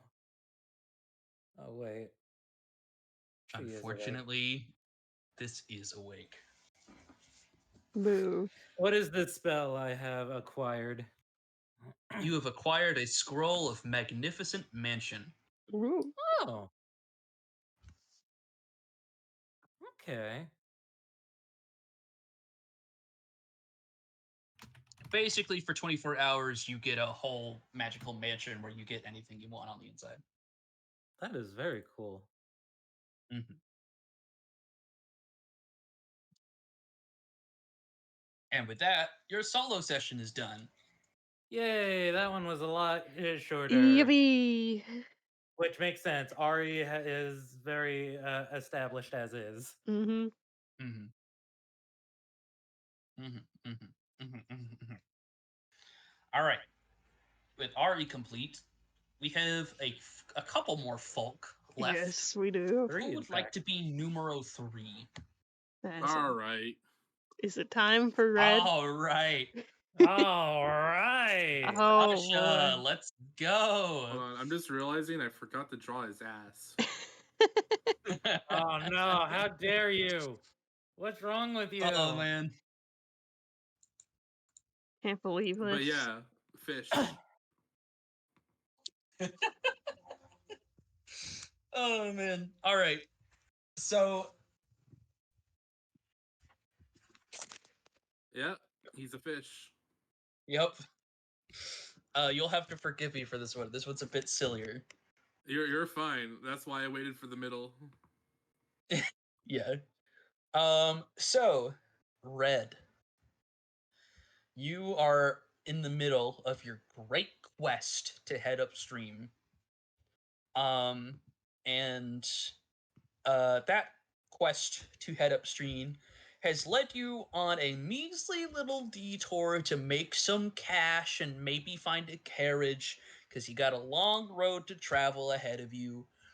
So you have stopped in the nearby town of Yeah, Heisenberg. Heisenberg. They're taking the hobbits to Eisenberg. Heisenberg. Come on, Jesse, we have to cook. And in the town of Heisenberg, you've spent a little bit of time, and trying to find a good way to make some money. What's a good way that Rehd thinks he would make money? You ever see someone do the fish? It's a fantastic dance move. All right, so you're gonna do street performing? Of course. All right. Why don't you give me a performance check?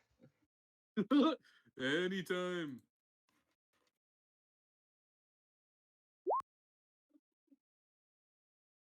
Whoa!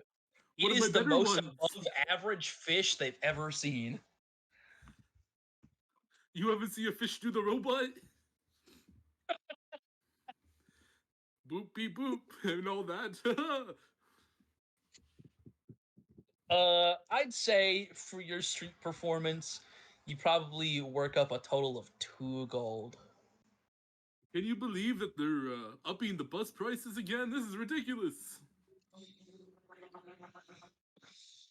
And while you're doing the fish and the robot in the center of town, eventually 2 kids are gonna wander up to you and they're gonna steal your gold from your hat. And they're gonna run off.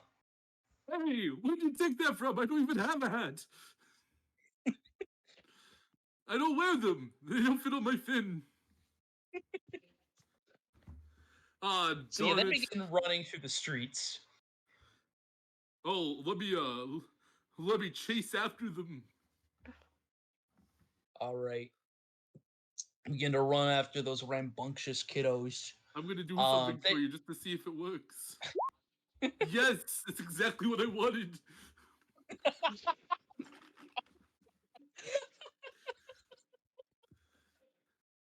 Get back here, you little scamps! Oh, shoot! Oh, gosh, darn it. So you begin to run through this town square. You see these kids duck and weave. They're like hiding. They're like doing slides under carts and jumps over fruit stands. And you're like, "Yes, I can do that." And you go to jump over a fruit stand, and you flop. Like you just land straight down on the concrete. And you're like, "That was nothing." And you immediately get up, start running again. Cart rolls in front of you. You're like, "I'll slide underneath it." You give it a good hearty slide. You get stuck right in the middle, and you just kind of sit there in your sliding pose as the cart just slowly goes over you. And then once it's gone, you stand up and go, "Just as planned," and continue running. Everything's always going my way. And it's my way or the waterway. I'm gonna say make a perception check to see if you can still see them or if they got away. I'll use my special eyes. Alright, I'm gonna have them roll to see if they manage to get away. Yeah, you've lost sight of those kiddos. Oh, so They've much made for the away bus with your fare. gold.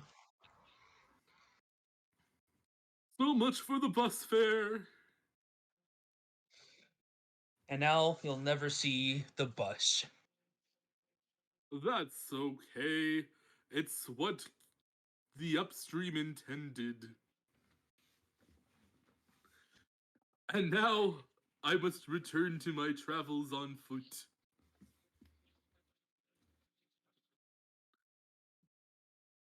As you were setting yourself in, you're kind of like getting your stuff together, preparing a happy adventure onto the next town. You give yourself a good little splash over the face with the fountain water, and as you turn around, you see a individual who has gotten right up in your face. Hello there, friend. What can old Uncle Red do for you? Did you really let those kids take your money? Oh, they probably needed it more than I did.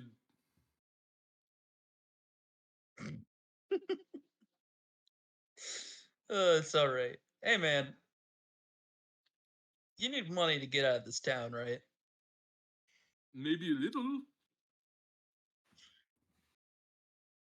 Look, a loser like you is exactly what I need for my plan.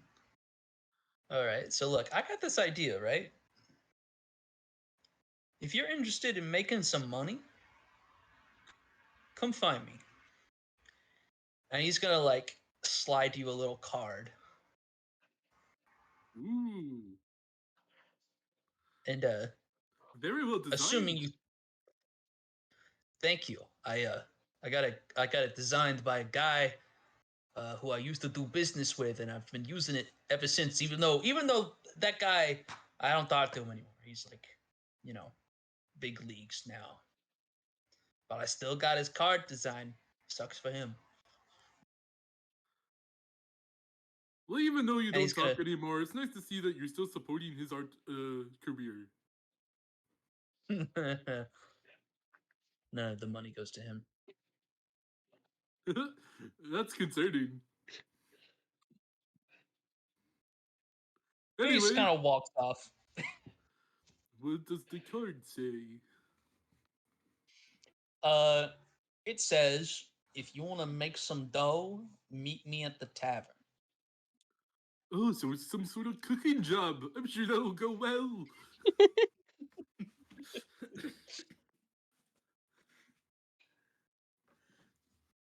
After gathering stuff and maybe try and perform for a little bit, although it's getting late and there's less people outside, Rehd is gonna start heading to the tavern, burst through the door and be like, "I'm here to make the bread."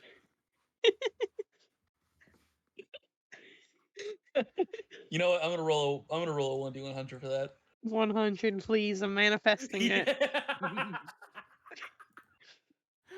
I can't stay muted. This is amazing. I'm here to use All my right. scaly fins to make bread. All right.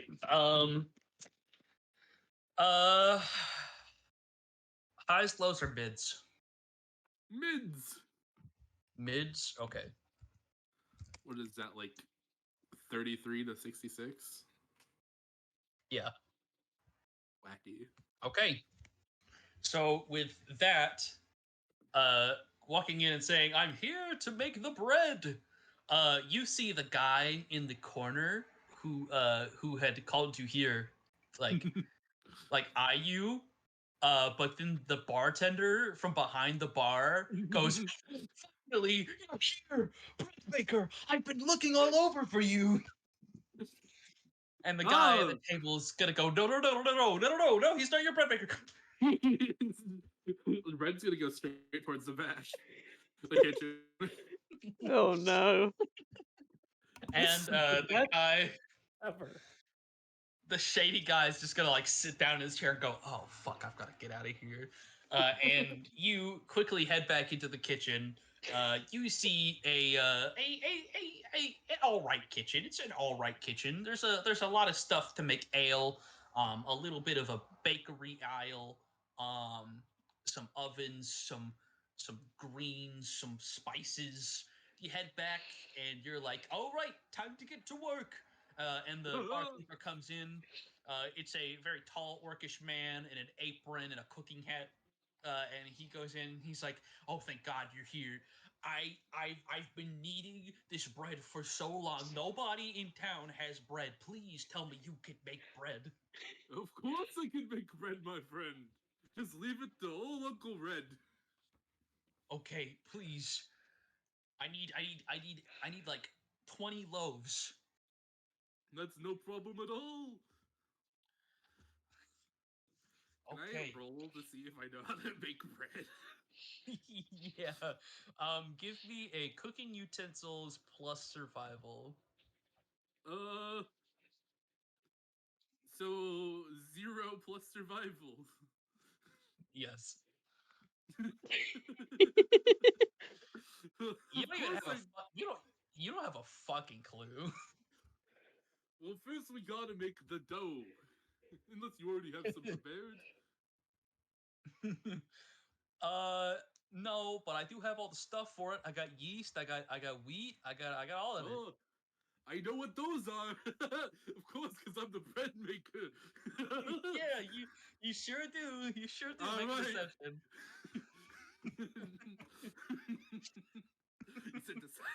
You said Deception, please. Okay. You sure are the bread maker. I sure trust you. All right, I'm gonna need you do your own thing. I need to go into my mental state for this.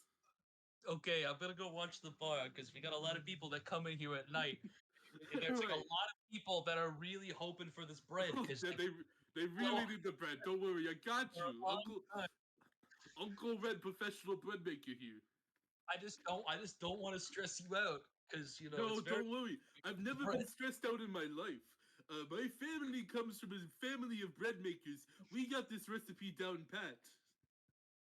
Oh, thank God, we're saved. And Don't he worry, my goes friend. out. He closes the door behind him, and he's gone, leaving you alone in this All kitchen right. to figure out how to make bread. I got a bowl. We put wheat and yeast in it and water, and then we're gonna take a whisk and stir it together. That's right. And then it starts to thicken, maybe. And if it starts to thicken, oh boy, I forgot to turn it into flour. What's flour again? Grab some flowers from like outside the window. There's probably like a flower pot or something. He just rips it out of the flower pot and puts it in the bowl. He mixes that in. It starts to thicken up, and then do knead the dough. So he starts just like throwing it up in his hands, like juggling it around. This is kneading, right? No idea how it's turning out, but in front of you is a bowl of water that is turned murky white with a bundle of flowers and crunched up wheat. mix it all together, put it in the pan, and then we put it in the oven for however long. And just to quicken things up, let's turn the fire on blast. And he's gonna use bonfire on the oven. Tune in next time on Cooking with Rehd. Oh god. All right, so how long are you leaving it in the oven? At least like 10 minutes. Check on it, see if it's risen. It's Is it solid? Is it solid yet? Not bread until it's solid.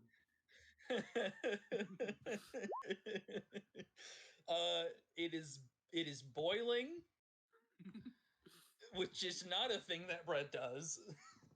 As someone who likes cooking, this hurt. This hurt. That hurt.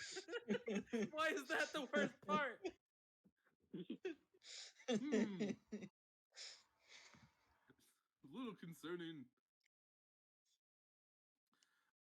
And then he's gonna look for like, I don't know. Hold on, I'm thinking.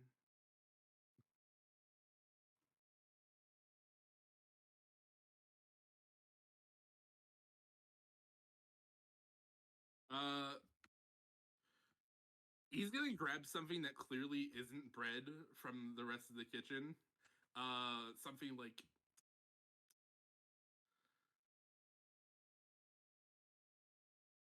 I don't know, some raw steak. And head out to the bar with it.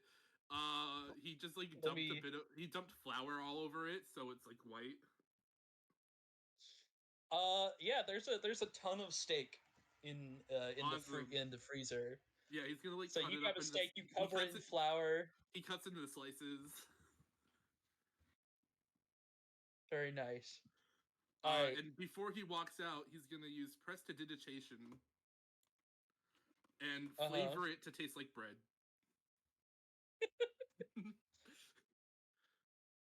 Here you go, bartender. The family recipe.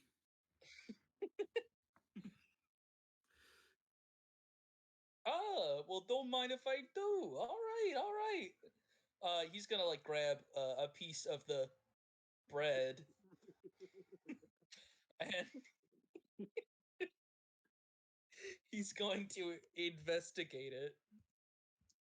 Now, it may look a little strange because you didn't exactly have everything, so I had to take some countermeasures, but it tastes just like the bread you may be familiar with.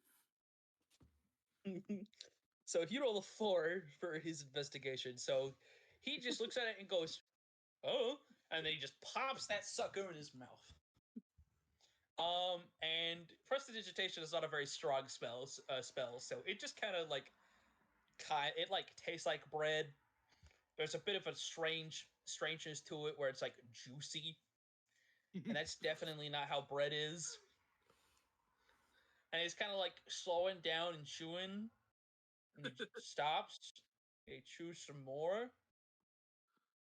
and he swallows. He looks at you and he goes, All right. All right.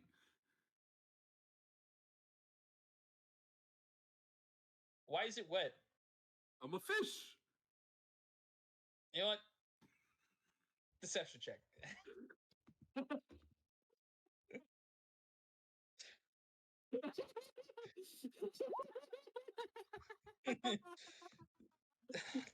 Can't argue with that. All right, if you could make 19 more, that would be great. For you, anything for you, boss. All right, he makes 19 Where are more.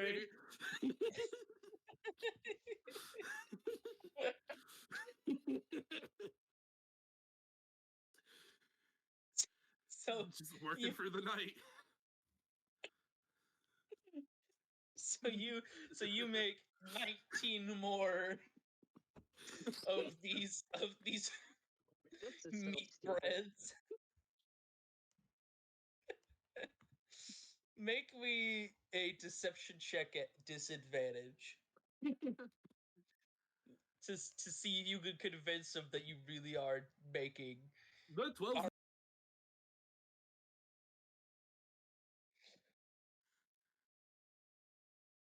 All right. So as you're coming out with like let's say like the 18th bread, you notice that the orc is reaching for another piece of the bread that you left off the table, and it's slowly going to his mouth. And he takes a good little chomper, and he's like, "Wait a minute, this doesn't taste like bread at all."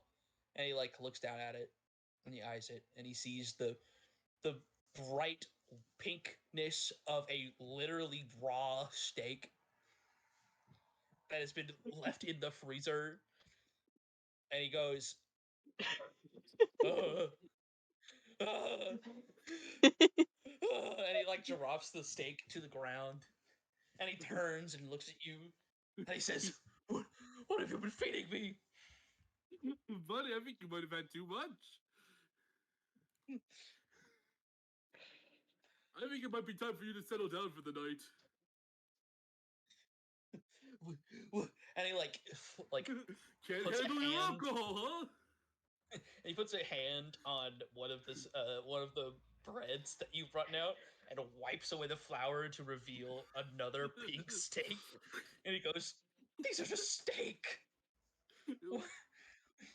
It's fish bread. I don't know what you're talking about. This is not fish bread. This is steak. You've been feeding me steak? Ow!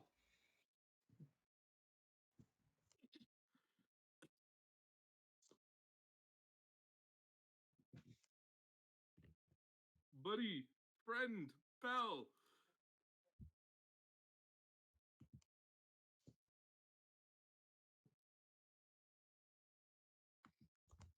I don't know what to tell you. It's bread.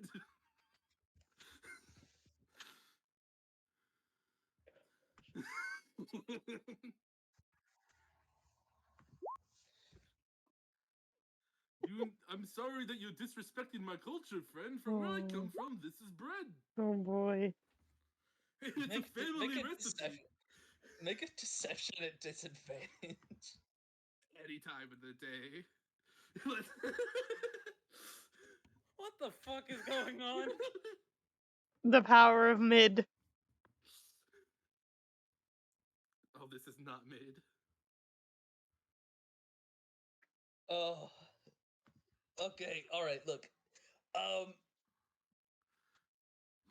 don't appreciate you not keeping it real with me. I haven't lied once since I got here. Look, I wanted freshly baked bread, not the meat hanging in my meat cooler. When you ask the fish for bread, you're gonna get fish bread. Yeah, I see that now. I see that. Look, I can't. I'm sorry. You can guide a horse to water, But you can't teach it how to make human bread. It only knows how to make horse bread. Same with fish. But I still think that would be human bread because land bread is. Oh, everyone else is enjoying it. It looks around and sees people eating literally raw steak. And they're like, they don't seem to mind. And like, the orc realizes that he's the only one who hasn't realized that it's steak at this point. And he kind of looks at you and he goes, "You got a point."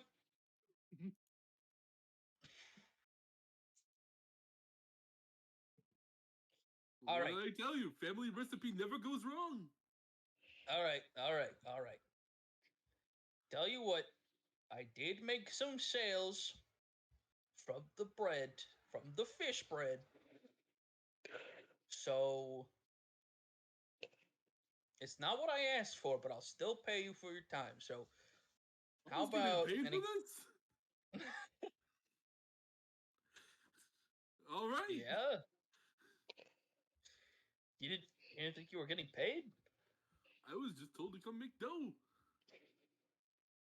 I asked for the royal bread maker. Are you not the royal bread maker? Well, go on the street, give me a card. Told me to come here and make dough. Showed them the card.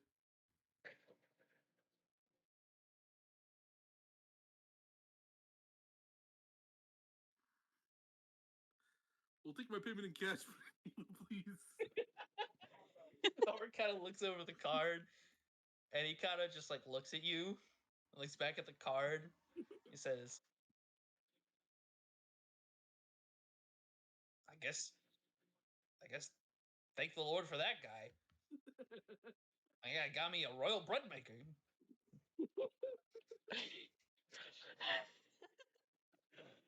And he's gonna hand you like 30 gold. Fuck yeah. And it says, all right, well, thanks, I guess. No problem, Bob. And if you ever need anything else, ask for Uncle Red. You got it. And he leaves. The orc has an existential crisis as you leave. Time to catch the next carriage.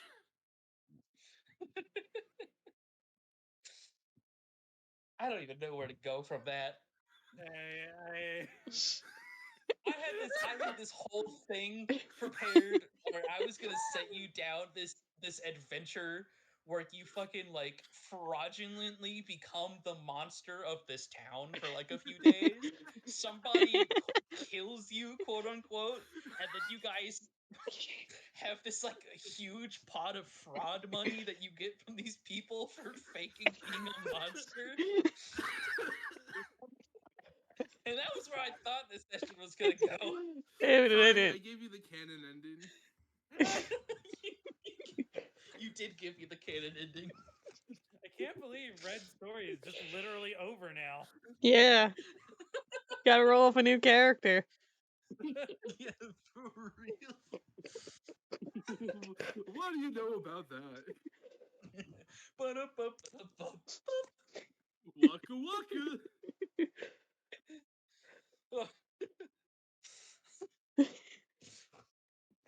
Kids, did I ever tell you about the time I made it all the way upstream by making bread?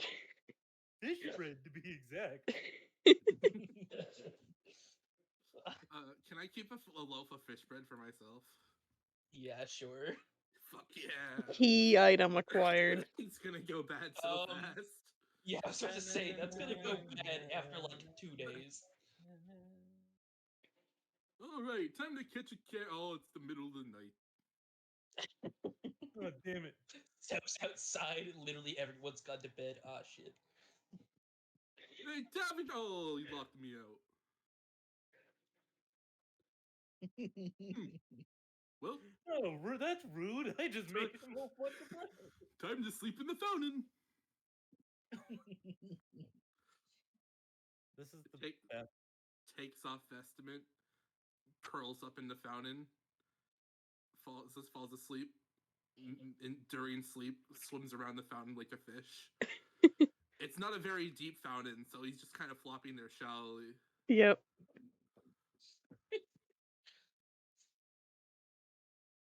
Very nice. All right. I guess we're gonna call it there for Rehd. Okay. Unless you would like to do the bit about becoming a fraudulent monster. I don't but think that's necessary anymore. I don't think it's necessary anymore. I think you've gotten the good ending. They've gotten the idea of what my character's about. The true ending. They have. An idiot Have with a heart you? of gold. I mean, Or if a that's I the don't know. I don't know about Heart of Gold. Yeah. He's an Or a idiot. demon with a heart of. He's I an come idiot. I come from a long line of fish bread makers.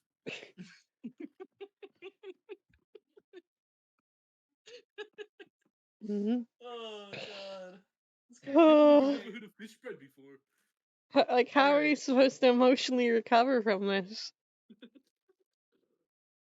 Oh man, we need Ugh. something more humorous to lighten the mood after that.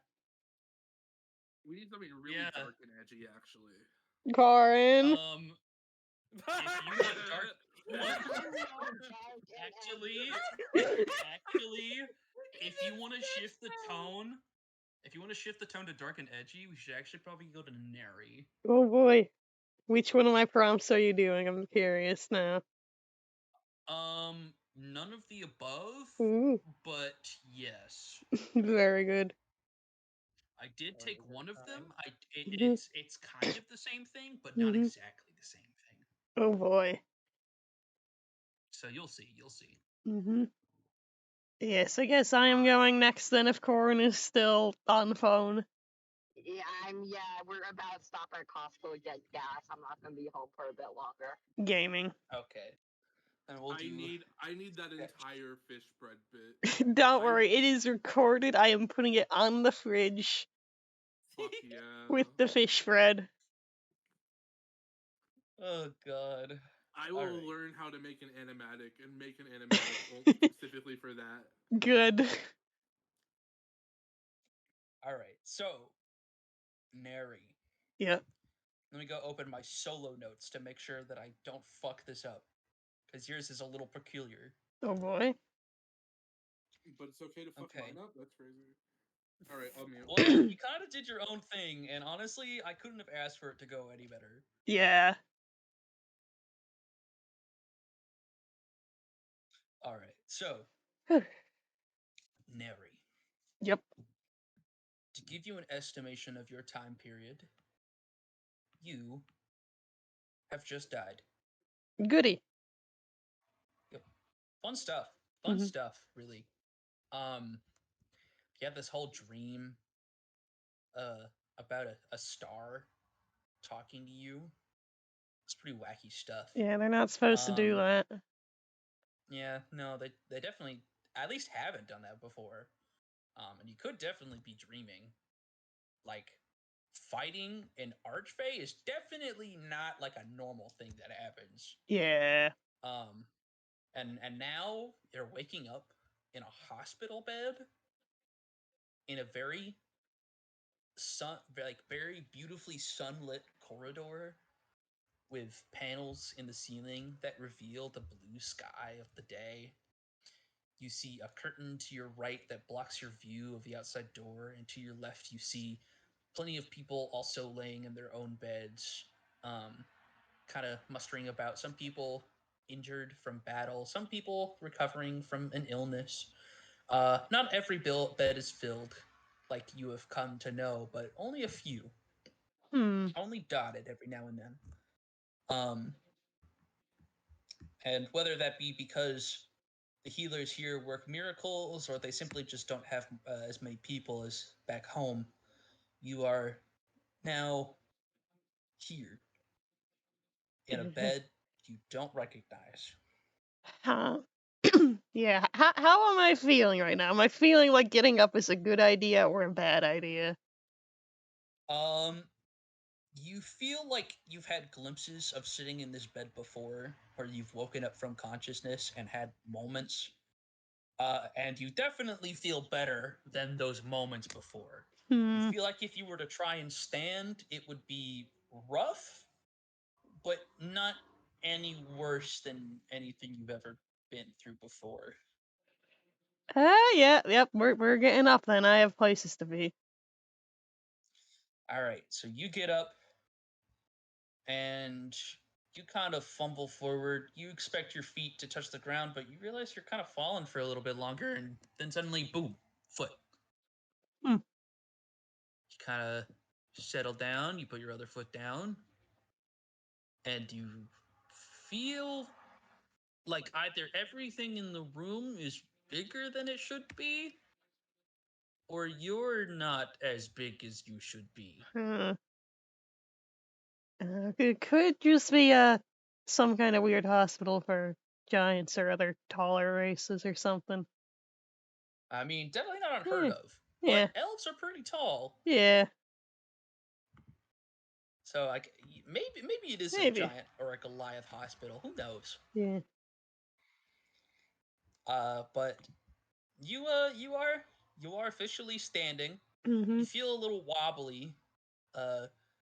The ache in your leg still kind of shooting through, but you feel capable enough to at least march in a direction if need be. Mm-hmm. However, you realize you are not in your usual attire. You are dressed instead of your armor and undershirt and pants. Instead of all of that, you are instead in a very long, not necessarily normal, but definitely plain, like hospital gown. Yeah, I mean, I guess that makes sense. If I was on death's door, I don't imagine they'd do surgery or something in my armor. Because I am alive, I didn't die, that'd be silly. The gown you are in is actually dark blue instead of like a normal, like, calming mint or like white or green or even sky blue, but no, dark blue instead. Yeah. That's a pretty expensive dye, but you know what? I'm okay with this. And as you begin to walk your way to the center of the room, you get a better look at the people that are around. You see a couple of clerics kind of tending to these people. They're wearing half plate, wandering around. Some of them are not wearing armor at all. Some of them are just wearing the traditional cleric gowns as they're running about. And these gowns seem to be in the traditional colors of like dark blues, light blues, yellows, and whites. And as they're running around, tending about, you begin to try and walk through, maybe to either get out while they're not looking, or maybe find somebody in charge. And yeah. as you're walking, you notice one of them stop and turn to you. And he goes, "Oh, you're awake, you're awake, wait. And he kind of like holds a hand up in front of you to get you to stop. Okay, you the one who healed me? Yes, but you're not supposed to be walking for another couple days. Why are you standing? I mean, I feel fine. Are you fine? You were expected to be having bed rest for at least 3 more days. I've been through worse. Anyways, do you know where a guy like me could get like a sending scroll or something? I should probably call my family and let them know I'm not dead. And like the cleric's gonna like turn and look back at another cleric who has like obviously noticed the situation, and make me an insight check. Oh boy, I'm good at those. Wow, that is either the truth or a very big lie. Wow, that is the truth. With a 16, you can tell that these people are nervous about the fact that you are up and walking around.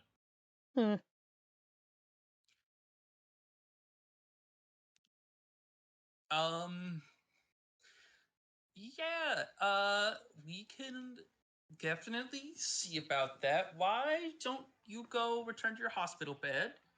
Have a seat. We're gonna run some checkups, and when we're done, we can get you a scroll. How about that? I'd like to insight the heck out of that. Go ahead. Hmm. Whew. She is nervous to the point that you probably wouldn't trust a thing that she's saying. I mean, if you insist, I guess. I mean, if you healed me, it's the least I could do. Looking around, are there any windows around here? Yes, there is one at the end of the hall that is able to be basically to give you an idea. Imagine like a gigantic 80-foot corridor. Mm-hmm. Made entirely out of wood. At the ceiling, which is like 15 feet up, there's glass panels along the top. To your right, at the one end of the corridor, is a single wooden door, and to your left is a single glass window. Like a single glass pane. Definitely big enough to jump through. Yep, that's what I'm thinking.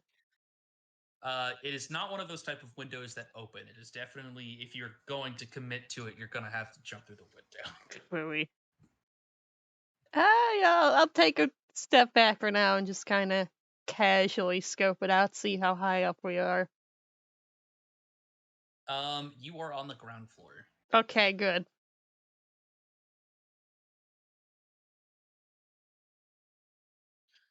All right. Planning anything before somebody shows up to ask you anything, or are you taking some actions now? Yeah, we're taking some actions. Gonna find my nearest sharp object and trying to pry or stab that bad boy open. Hold on. Am I a prisoner of war? I feel like I am, and how?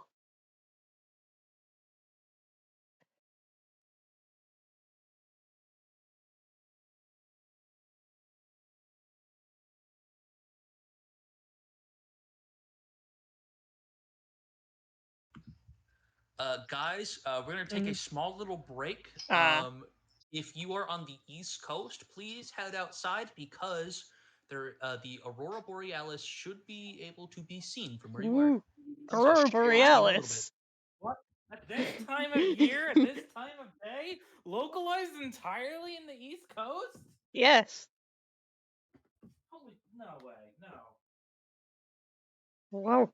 Well, yeah, I'm gonna pause the recording real quick, so remind me to start it back up once Julian gets back. Entirely outside your window? Yeah. Good Lord, what is happening out there?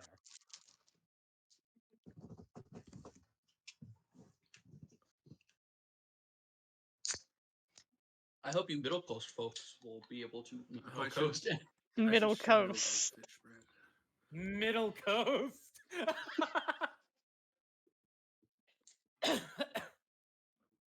CST folk also get a chance to see it. Yes. Corin probably will not. Sad. I'm sharing fish bread to my friends to see. No, I'm gonna be able to see it. I did a Google just now. I get to see it around 11 p.m. Neat. Huh?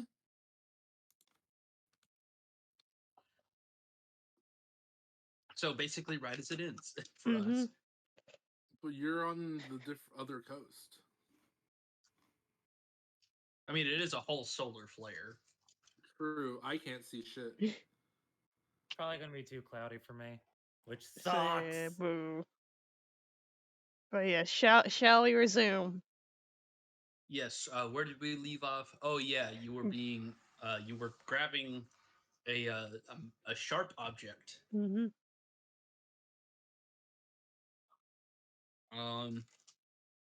Sharp object. I guess give me an investigation to find a sharp object. My favorite.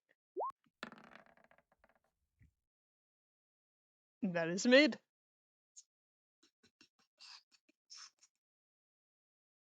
Let's go Um, mid.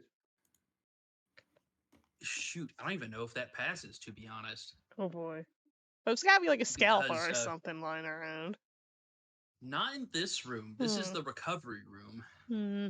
And like the surgery room, it makes sense. I'd say you probably actually can find something sharp. Yeah. Just not lying about. You see that a couple of the clerics, like the ones in the half plate, they do have like daggers and swords strapped to their sides.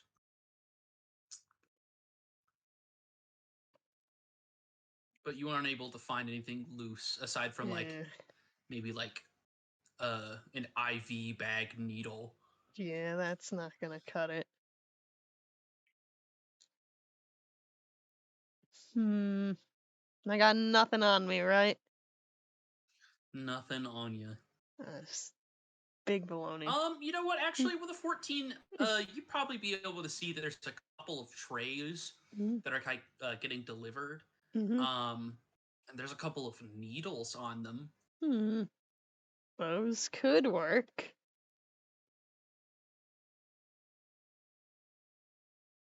Yeah, I guess are those like actively being watched or?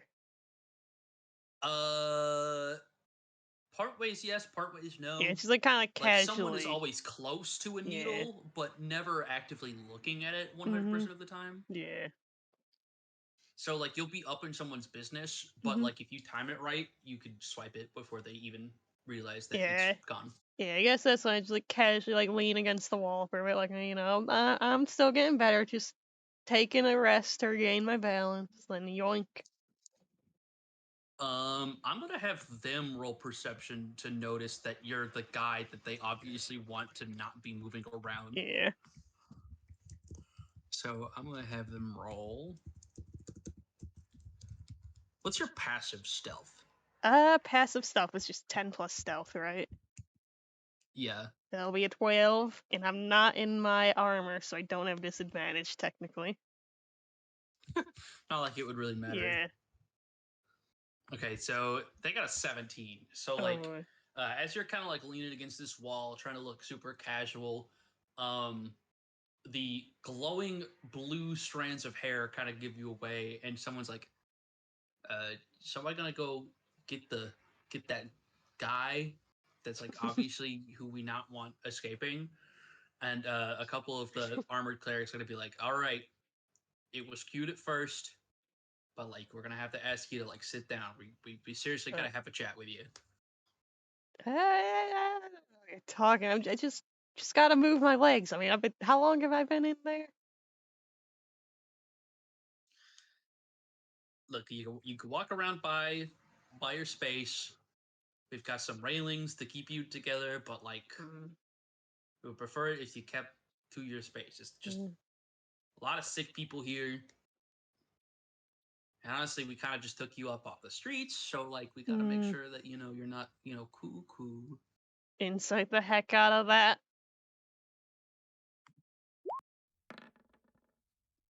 Yeah, seems legit.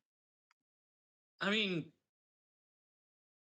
I guess like even if he's not being truthful, I mean it's an all right point. So like,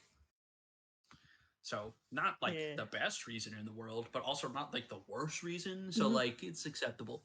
Yeah.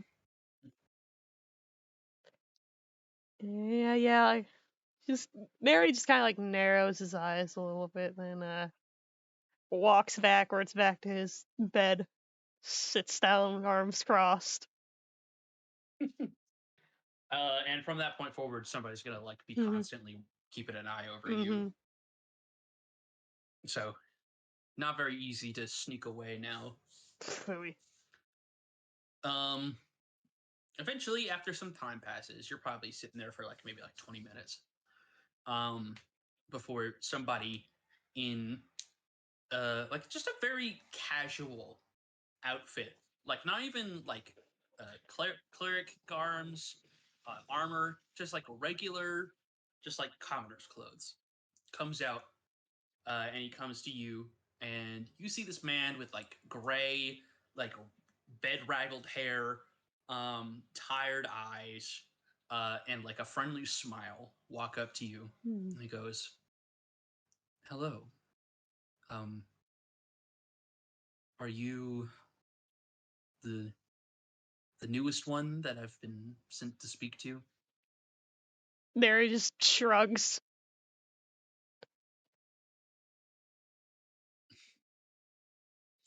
I think that's a yes. I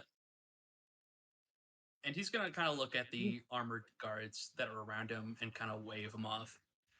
And they kind of go, "Sir, are you sure?" And he goes, "It's okay." And they kind of like nervously step back and step aside. And he looks at you and he says, "Come on, let's get you out of this stuffy place." Okay. What's the catch? You go on a nice walk with me and we have a little chat. All right.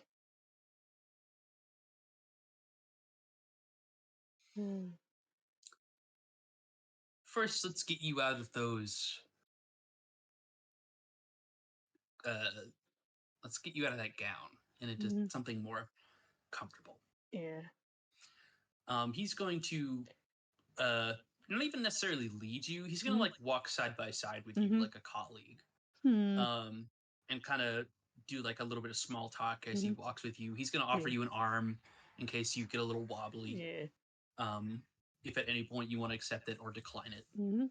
Yeah. There probably would be a bit stubborn at first, but eventually, okay, fine, whatever. And he's gonna guide you to like a small little like not necessarily like a bedroom. It's definitely not big enough to be a bedroom, but it's kind of like a barrack. It's like a barrack. It's got a bed, a closet, a chest, and that's it. And he's gonna kind of gesture you to the room and say, "There's some clothes in the closet. Feel free to pick anything out you like." All right. I mean, do you have my my clothes from before intact still, or? Because that armor has sentimental value, you know. Yes, but they are still being repaired. You see. Yeah,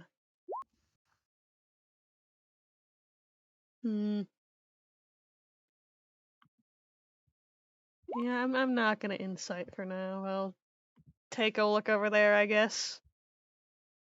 Okay. In the closet, you see an assortment of different clothes, mostly in the colors that everybody all the clerics seem to be wearing, mostly dark blues, light blues, yellows, and whites. But there's also some other things like some gray shirts, some brown pants, some yellow hoods, black hoods, whatever. So it's probably not the most expansive library, but it's got enough that Neri could probably find an outfit that fits enough to his style. Yeah. Yeah, probably just gonna grab something loose and comfy then. Very nice. Yeah, we do There's not. Sweatpants in here. You didn't even know how sweatpants existed in this time, but there's Yep. sweatpants. Mine now. And I'll wear them during the summer. Very nice. I swear to God.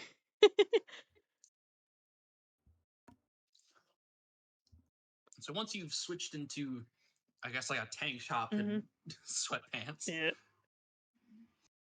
a true warrior's relaxed outfit. Yep. The older fellow is going to smile at you as you step out, and now you have a good chance to finally get a look at him. This individual has a black beard that kind of grays up as it goes along with scratches of the white and gray, and it kind of rustles through his hair. This man definitely seems like he's on the older side. He's got pointed ears of elves, and a very relaxed stature, despite how tall and lean he seems to be built. He seems like, even though he seems very relaxed and in a calm nature, he feels like he could probably be a pretty surprisingly good opponent. Yeah. If, tussled with. Yeah, I imagine after everything, Neri has like a decent intuition of who is a threat and who is not when it comes to fighting and all that. Yeah. Kind of want to throw that detail in. Cough, cough. So yeah, you kind of give this guy the 1-2, and he says, "All right, I think you look good. So, a walk." Sure. Follow me. And this time he's gonna lead. Yeah. Turning his back to you like a fool. Mm-hmm. But he's going to not walk very far. He walks towards this small little like what would you call it? Waiting room. Mm-hmm. Yeah, lobby. It's like a lobby, a waiting room kind of thing. And he steps through the wooden doors of the front.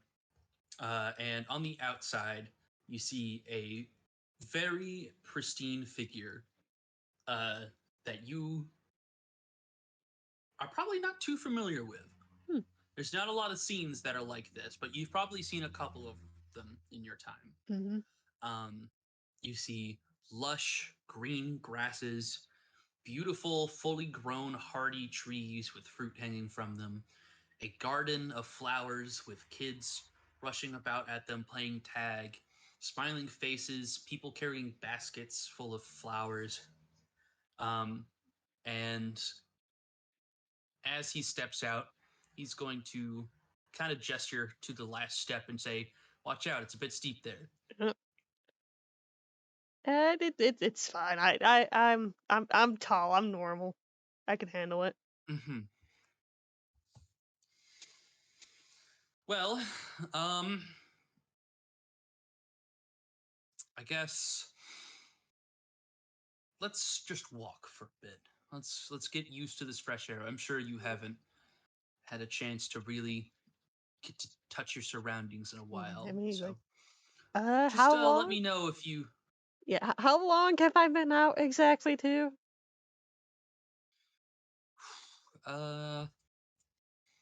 Precisely 43 days. What? 43 days. What?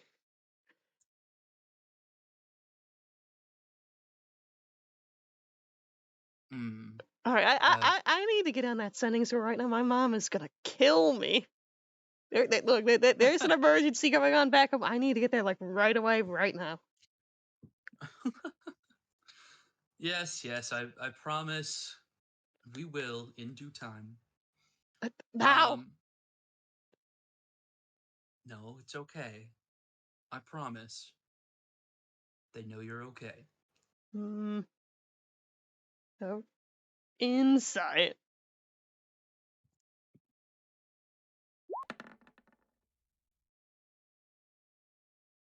Do they know I'm okay? He seems to be genuine. All right.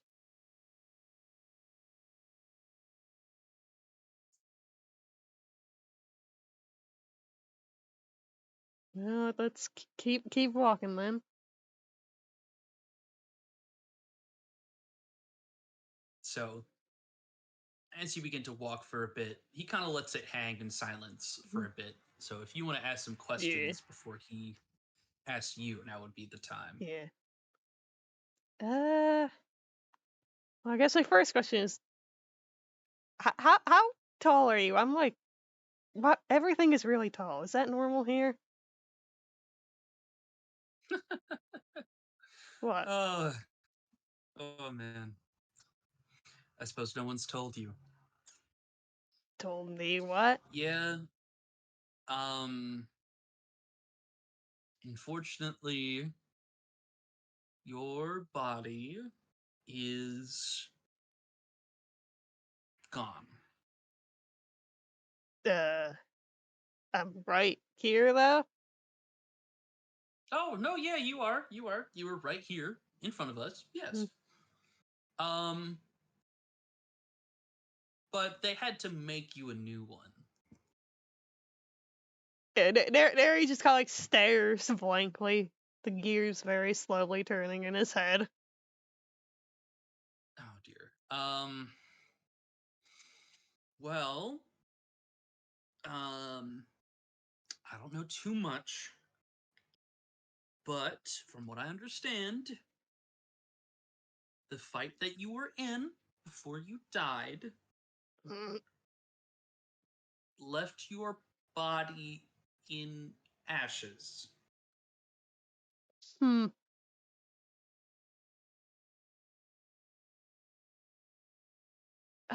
Small problem with that. Like, isn't people like coming back from the dead is like not zombies something that doesn't really happen anymore? You're not a. Oh, you know what? There's a bit of humor in you. I like that. I will take that as a compliment. Uh, whew. No, you are not a zombie. Hmm. He slowly looks down at his hands just to like double check and make sure. No, we had to fetch you a new body. How? Well, guess we didn't, but she did. And he's going to kind of gesture to his holy symbol. Mhm. And you see the image of a burning star plummeting towards the planet. Mm. And you see the visage from your dream, that star that had you hurtling at thousands of miles an hour through the galaxy. You're reminded of her. Hmm. Of the goddess, Vis. And Neri just kind of stares a bit, nose kind of like scrunched up a little. Gods don't help people these days, though. What? I mean, I've spent my entire life fighting against them. Now one apparently did this. Well, it's not untrue that the gods have done some wrong to us. Yeah, you don't say. Many have turned their back. Many have done worse. But at the same time, the reason you and I are speaking right now at all is because there were gods who cared enough to give us a fighting chance. Hmm. And why did this god person bring me back like this?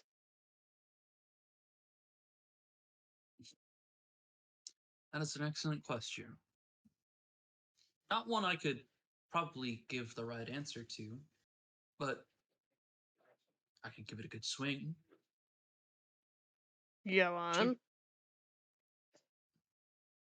She probably just liked you. Okay. I have no idea what that means. That's okay. I don't think you'll know for some time. Hmm. And like I said, I might be wrong. Mm-hmm. Maybe it's something else. Hmm. Maybe it's a punishment. Hmm. I mean, not sure why I'd need that, but Well, we all do things wrong one time or another. hmm. Sometimes we don't even realize we're doing the wrong thing. Okay, sure, buddy.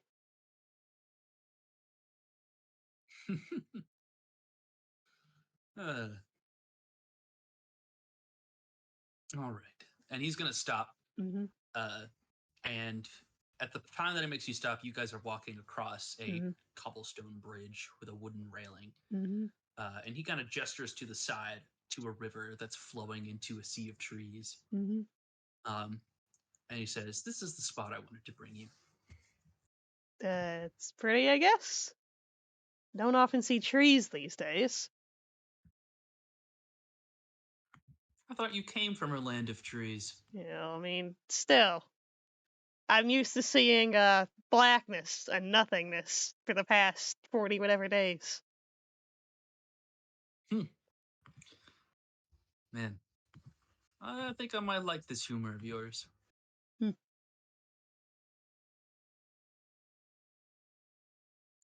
Well, guess I should probably get past the niceties.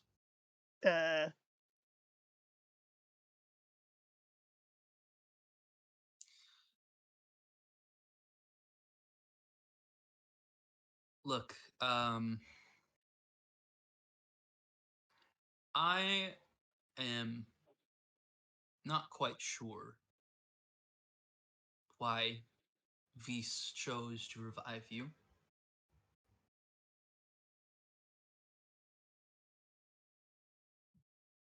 And I'm hoping that she chose to revive you because she sees some valiant good in you. I mean, yeah. He kind of frowns. Hmm.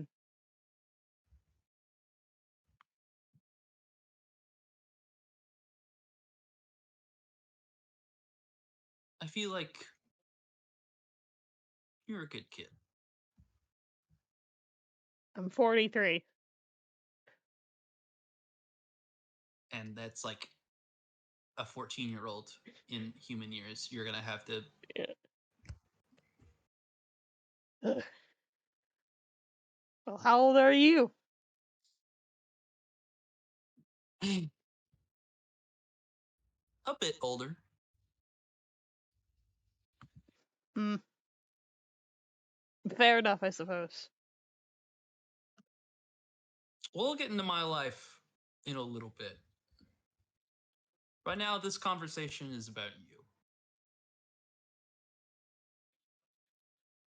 You see,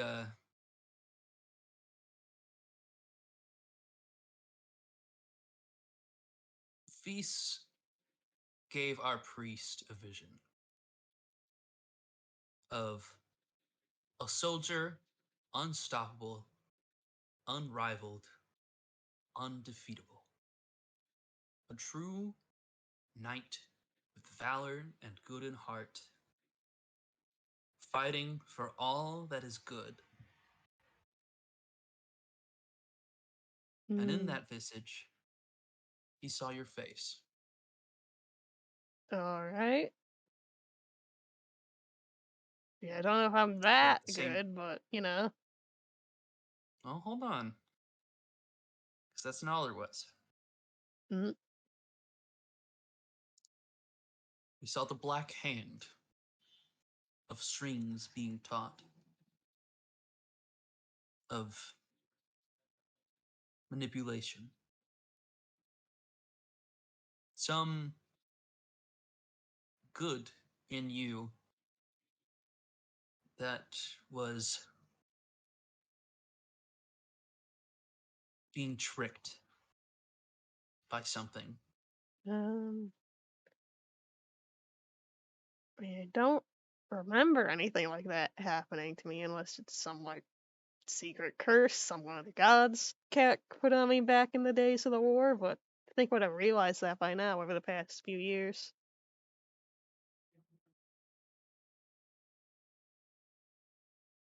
Son, where are you planning to go after this?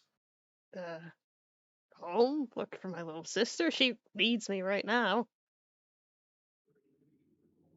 Where's home? Back in the Elven territories. Do you know what they're doing over there? Yeah. I mean, unless something bad's happened the past 40 whatever days.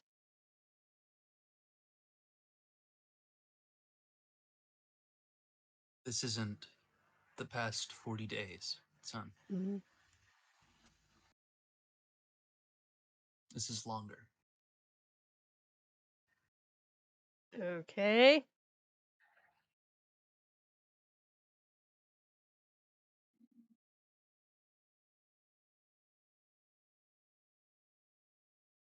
Okay. Yeah, what?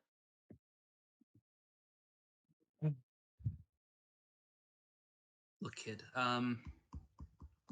Don't call me kid. Sorry, but you're just you're not even a fifth of my age. It's gonna be like that for a while, kiddo. I have seen hundreds, if not thousands, of my friends and companions die.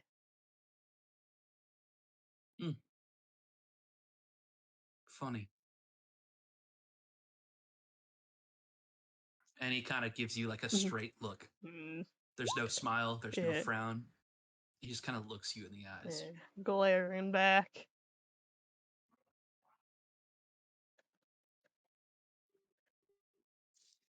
I've seen the same.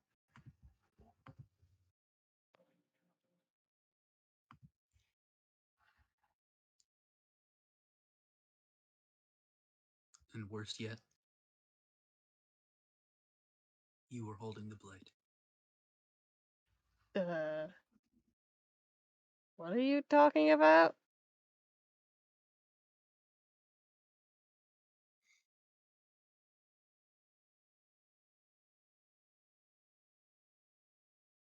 Come on, we're gonna walk. And he sits up from the bridge and he starts to walk again. Come Gonna on. cautiously follow a few paces further behind now. Starting to like He just have kinda the walks. yeah, we're getting those intrusive thoughts of booking it again. He kind of just walks for a while. And it goes on for a good while. If you follow him, he probably walks for maybe like half an hour. Yeah, how are my legs keeping up with this? Okay.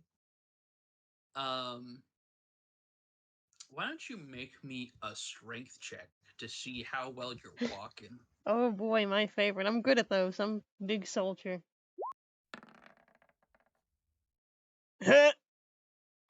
Yeah, eventually you fall over and he's going to come back and say, "Oh, sorry, I shouldn't have pushed you this far."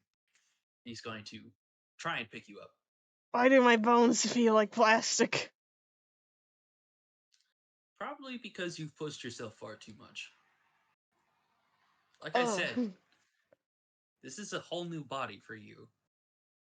It's not a normal recovery. Do you have a mirror? On me? Yes. No. Fuck.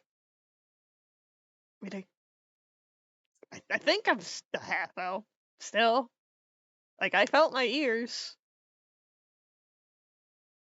You are. Okay, good. I can deal with shortness or whatever.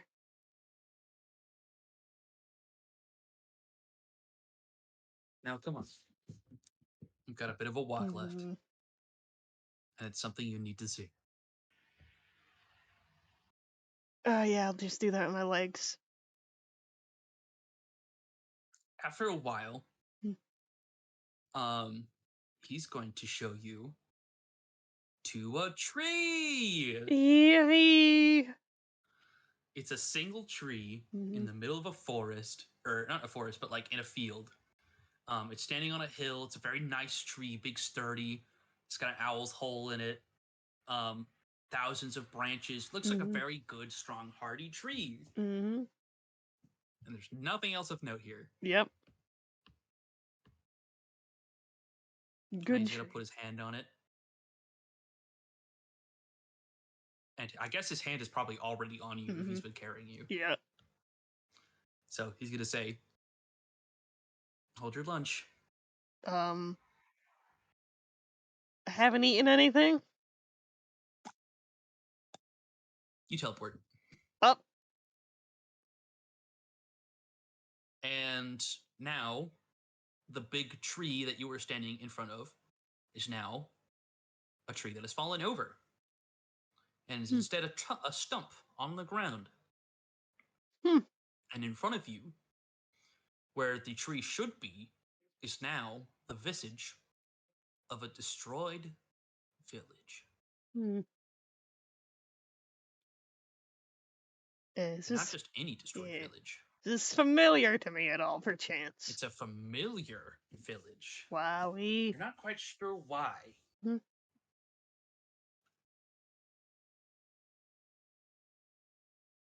And the man is going to look over at you and say, go ahead. And do what? Have a look around. My legs are cooperating now. I will get up, yeah. They are fine. Mhm. They're fine. Yeah. Why do they feel like jelly? It's all right. Why do they feel like jelly still? Do you need healing? Is it that bad? I think I'm good. It just feels weird. Okay. Yeah, well, we'll take a cautious look around. All right. Why don't you roll me some perception or investigation? I am much better at perception, so I will do that, as a matter of fact. Very nice. 17. Very epic. That is a 17 perception. Oh, baby. So, you're going through this town. Is now destroyed. And you find yourself walking over a sea of... How long does it take for bodies to turn into skeletons? Wow. Good Google.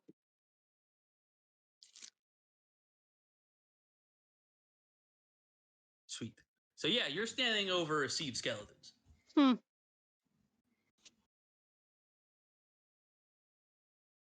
Yeah, just gonna step away from those. Don't like them.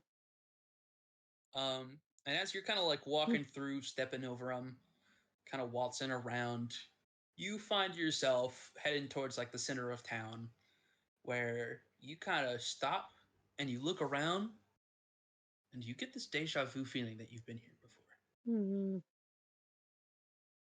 You turn around, you see the smolders of the burnt down town, the city that this, or not the city, but like this village that it used to be smoldered to ashes. You see armor of soldiers, both of yours and of an enemy's, littered about. Hmm. And as you're staring at the building in the center of town, you realize this is the exact place that you were standing when this town burned down. Hmm. What? Waka waka! Thank you, Rehd, for the insight. Yeah, what? What? Why were we burning it down? He's gonna. Is that like an out of character Nah, question or to an him? internal question. I am consulting my brain. This was a while ago, Mhm. so why don't you roll me a history? Oh boy, yippee. Hmm. With an 11, Mhm. I'd say you probably Yeah. got this. Is you were in charge of taking care of this town because they were harboring uh people who were carrying secrets Mhm. of your army. So in order to make sure that those secrets couldn't get out, you had to get rid of everyone. Mhm.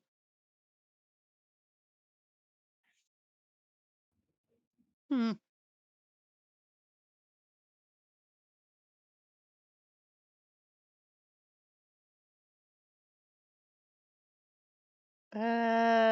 Think I've seen enough.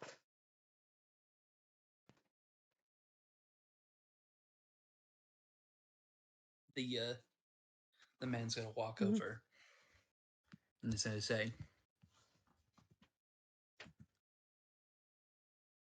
"It's not nice returning to the scene of the crime. Why have you brought me here?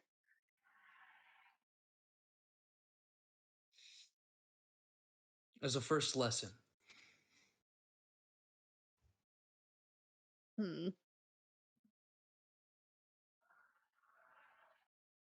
This was a home to many of our kin at our church.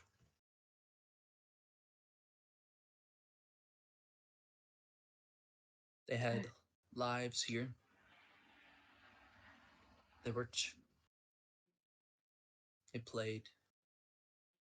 They grew families, grew farms, loved, lived. And not everything was easy. The war made sure of that. And the famine and the plagues. By God, the monsters did neither. But after all of that, none of those things managed to bring this town down.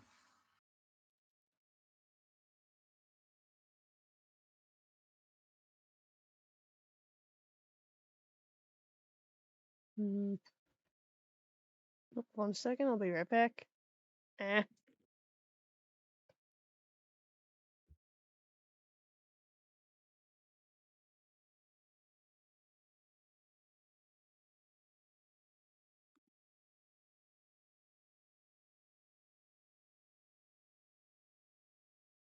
Alright, I'm back. Hello. Okay, where we are? Alright, pain, angst, yes. I mean, that... We were supposed to be helping. If it got... that information got out, we'd all be dead back home. I... had a reason, but...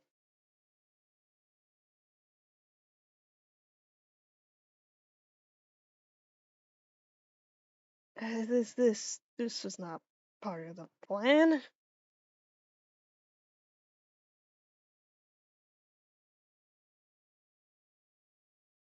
There were never secrets here.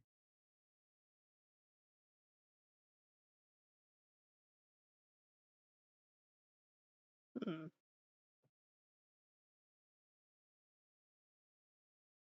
I want to go home now, I think.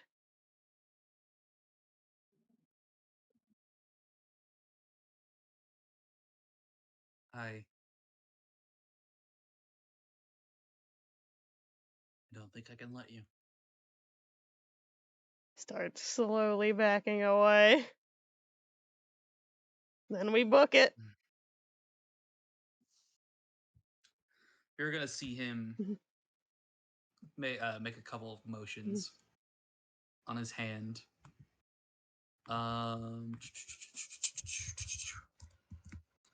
I'm gonna look up a spell really quick because he's gonna cast it.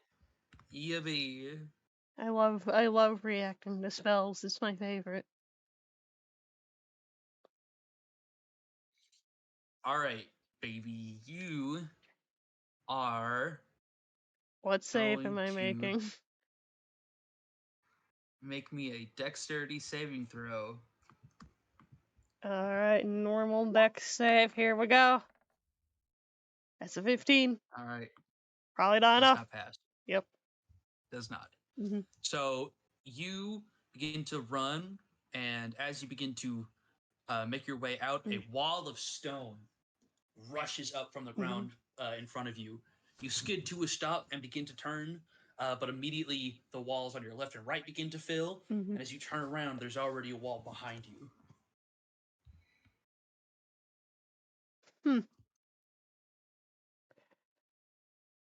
Just try and claw at the wall, climb up it, something, anything.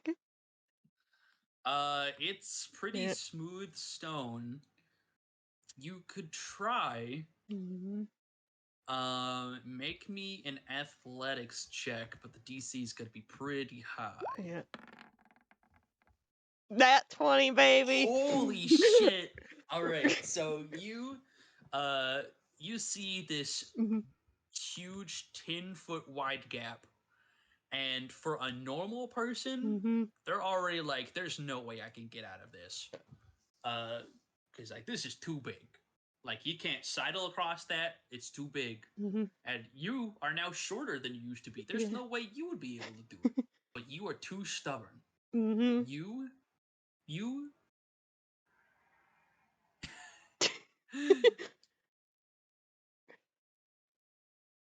know what? Do you want to do the funny option or do you want to do the not as funny option? It's a bit more serious. You know what? This is this wacky serious one, so let's do that. But I do want to Alright, hear the funny so- option afterwards, just in hindsight, Okay. when we're all done with the scene. Okay, so you, despite the fact that you definitely should not be able to reach these outside part of these walls, these 10-foot increments, you stretch with all your might and you like pop your limbs out. Like you're pretty sure you dislocated something, but like you're able to squeeze your fingers and your toes onto each side and slowly crawl yourself up, bit by bit, up the wall. Mhm. The other option was Mario jumping while Nice. jumping off the side. But after probably about like 2 minutes, you get to the top, and you can see the guy at the bottom go, "Oh God, kid, can you please don't?" No. Jumping down and booking it. He's gonna like give like a big sigh, and the wall is just gonna like slide back down into the earth. It's like, I wanted to make it easy. All right, and he starts running after you. I'll let you have an action before he takes his. Alright. I have nothing, so I can't like cast any spells instinctively. Wait a second. You have 0 levels in cleric. Yeah. Yeah. However. You probably do have some fighter experience though. Mm-hmm. Yeah. Would I be able to use one of my innate spells per chance? You do have those too. Yep. I'll say for the sake of for this scene, you're Yeah. probably like a level 5 fighter. Yeah. And let me look at my stuff. Yes, this is like run down dirty town would be like some mud around perhaps. In this area, probably. Yeah, well perhaps we could freeze that with a good old frost fingers. Oh, I see. Go slip and slide. All right, he's gonna make a dex save to see if Yeah. he doesn't fall on his ass. Crit fail, please, I beg of you.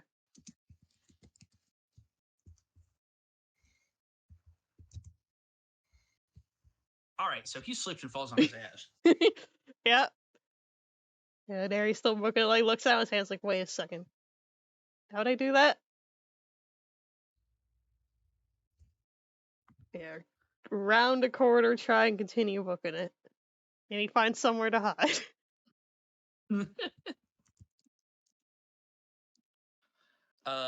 He's gonna try and get back up. Mm-hmm. I'm gonna let him make another save to not fall on his ass.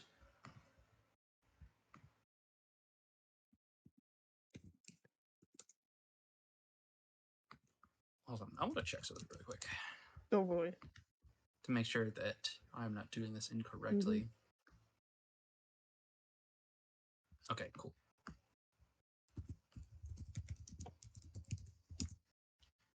All right, well that is a natural 20. Ice skater. So like he like after falling on his ass, he gets up and he just like yeah, I guess he just like throws daggers down and starts ice skating on the Yep. fucking water.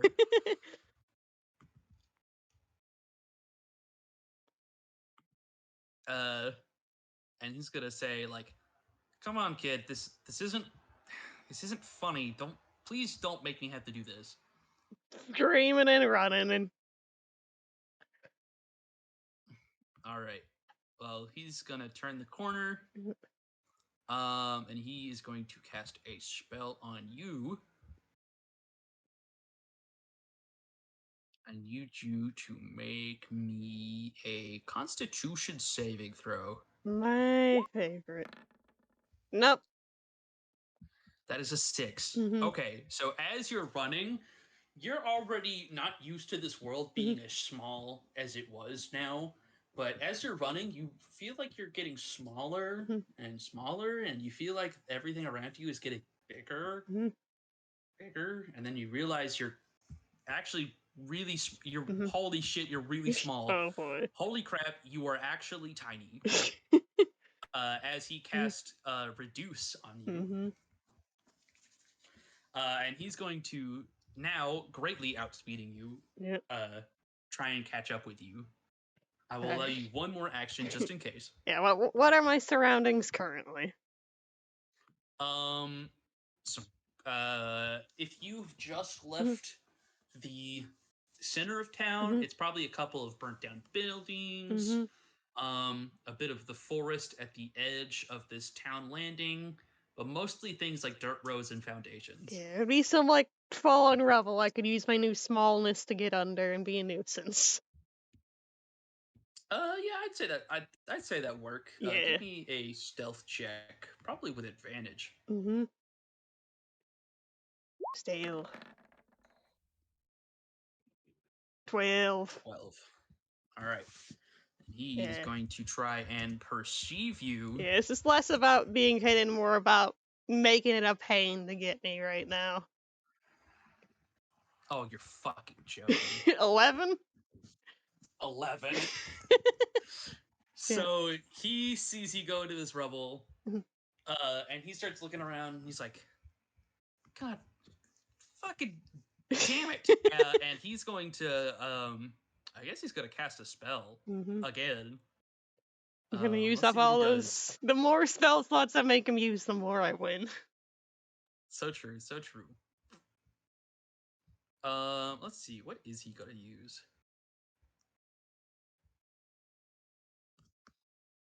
Oh yeah, that'll work. He's gonna cast Gust. Wow. So a burst of wind is just going to shoot up from the rubble underneath you, and you're just gonna go flying upwards as well as the pieces of wood and rock and stone.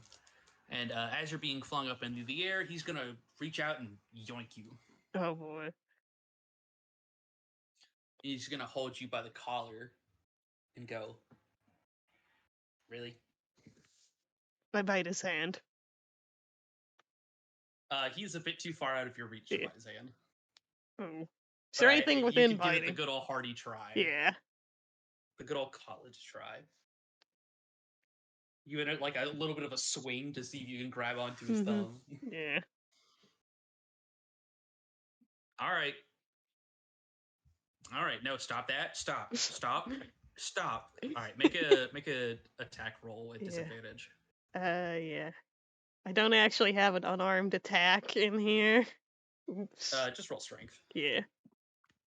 Disadvantage. Strength. Nope. You try to swing, but you accidentally flip out from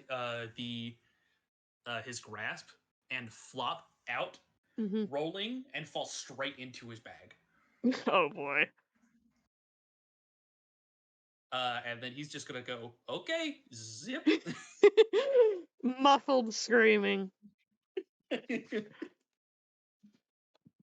And you can hear him walking about a little bit. And after some time begins the great cycle of the Neri kidnappings. Yep.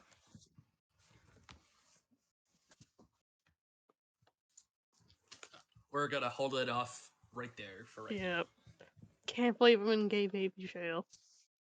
I cannot believe you are in gay baby jail. Yep. This is going into art list. Oh Neri man, goes to gay baby jail. Yep. it's Coming so soon good. to theaters. I'm so glad that Reduce worked. Yep. That was the first spell I was originally gonna cast, but I was like, no, Yeah. Wall of Stone kind of shows off his power more. Yeah, then I said no. Stop that.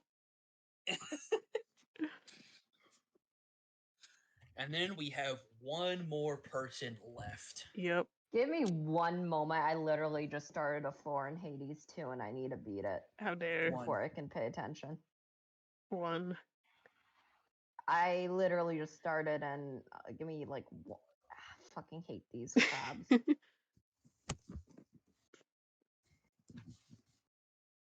And later, on our way to the Terra Organization, Auri and Neri meet. Mm-hmm. But that is when you're not in somebody's purse. Yep.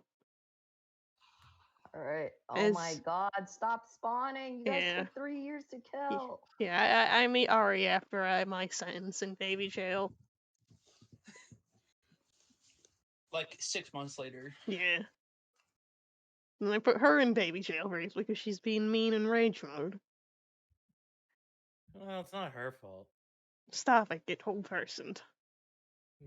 All right, there we go. I'm done.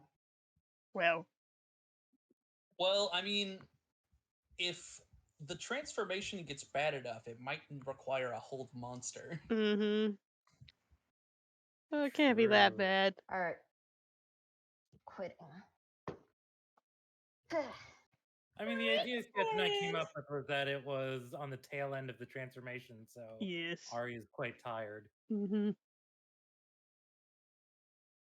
Corin. What? Hi, Corin. Why are you speaking like that? Hi, Corin. Why are you speaking like that? What are you talking about? Huh? That's Julian's voice. Yeah, this is how I always talk. Your mother smells like she ate cheese. Corin, I'm hurt. Yeah. Have you never paid attention to me? I'm gonna eat your mom. Man, I want to play Monster Prom now. Yeah, Hold on. remind you of my the Zoe fuck? voice.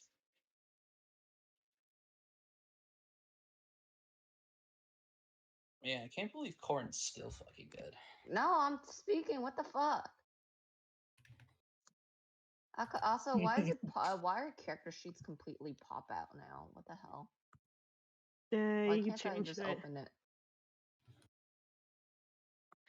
That know- must be nice. Mine yeah. just fucking are They're just pop-ups, like completely separate tab now. Yeah, it Yeah. should be a toggleable thing if you like close in and out or refresh How do or I- something.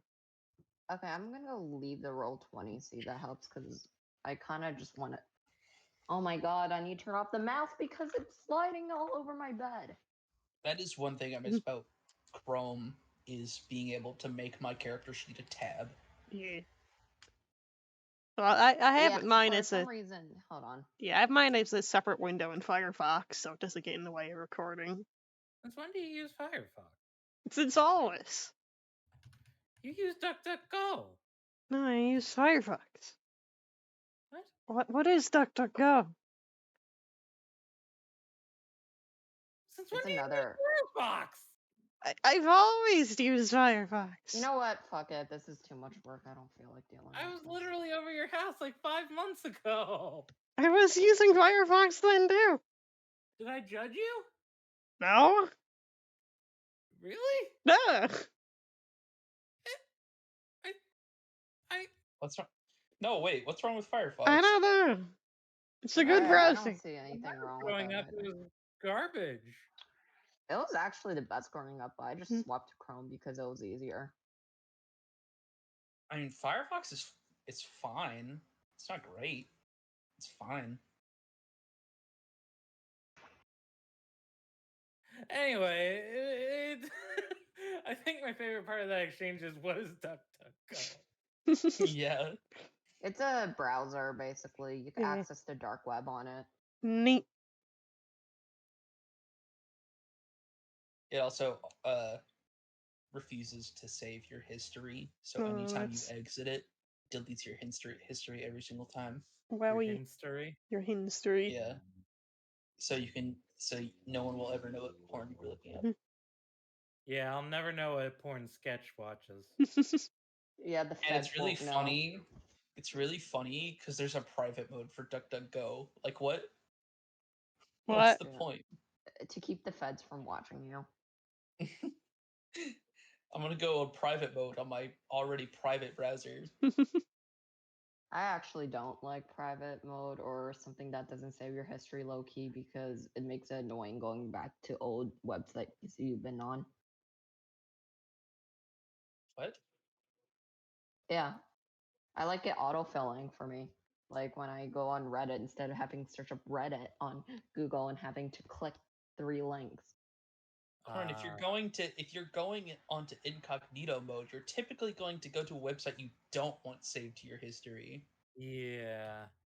Dude, I don't have anything I don't want saved to my history. I'm not gonna lie. The only embarrassing thing I search up was when I Don't you go fucking on know. AO3? Huh? Don't you go on AO3? Yeah, I save all the shit so I can access the fan AO3 fictions isn't I like. just embarrassing. I don't know. From everything that I've seen from AO3,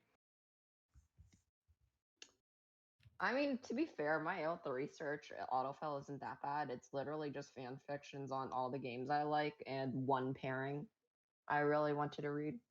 I still can't get over when you found VX Delamain. Yeah. I Oh yeah, still that one. Yeah, it remember- took me a bit to understand what you're saying. I still Yeah. remember you, Tyler, and Max explaining the Alphaverse to me. Don't put me in that. Don't associate me with the Omegaverse. No. Oh boy. All right, Corin, you ready for your Tyler and scene? Max. I had nothing to do with it. Corin. Ready for your scene, Corin? Yeah. I've been ready. I was like wondering what's taking so long. A bit. A bit. Okay. All right. Well, Corin, your scene is very simple. Corin, you have just fallen on your face. Ow. Everything hurts. All of your bones hurt. You're exhausted. You have no spell slots left.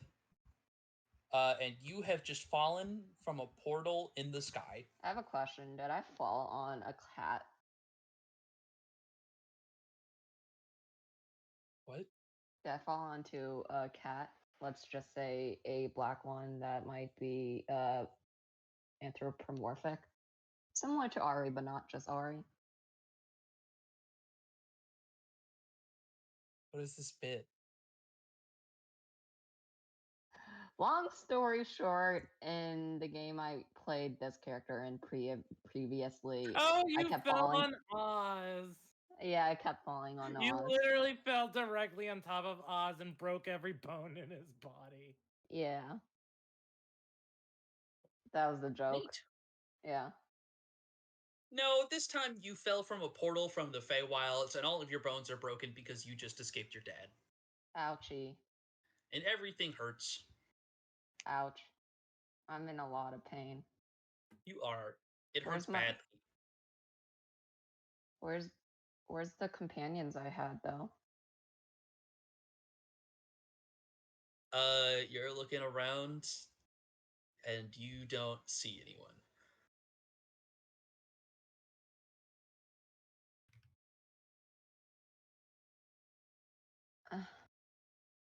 Hello? You sit up a little bit, and for all intents and purposes, let's just pretend you're at like 1 HP. Yeah.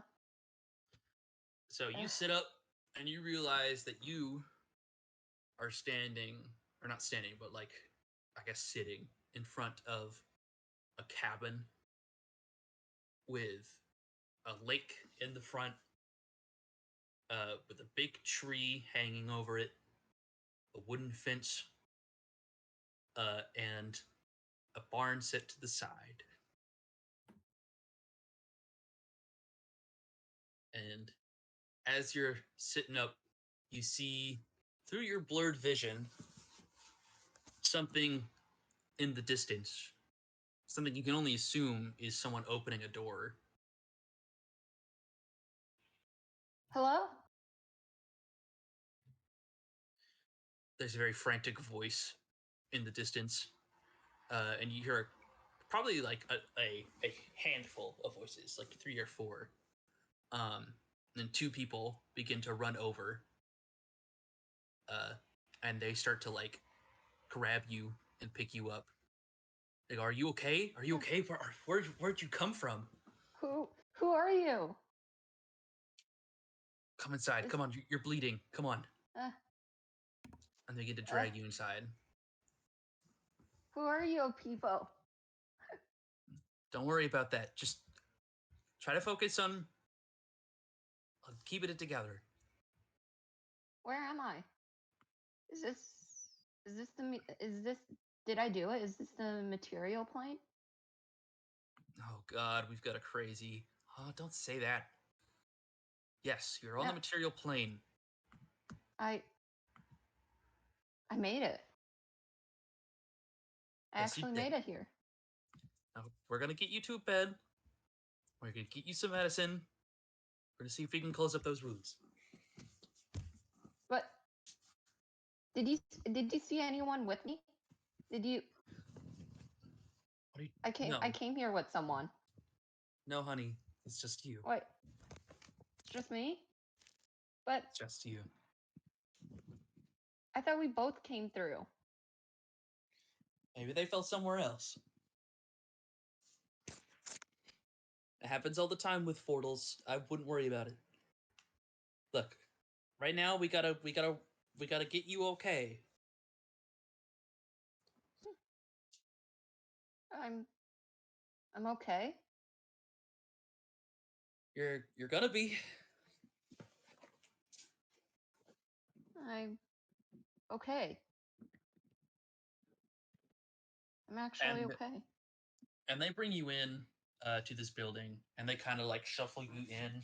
They take you to a room, a very standard bedroom, though it's nothing I'm sure you would be familiar with.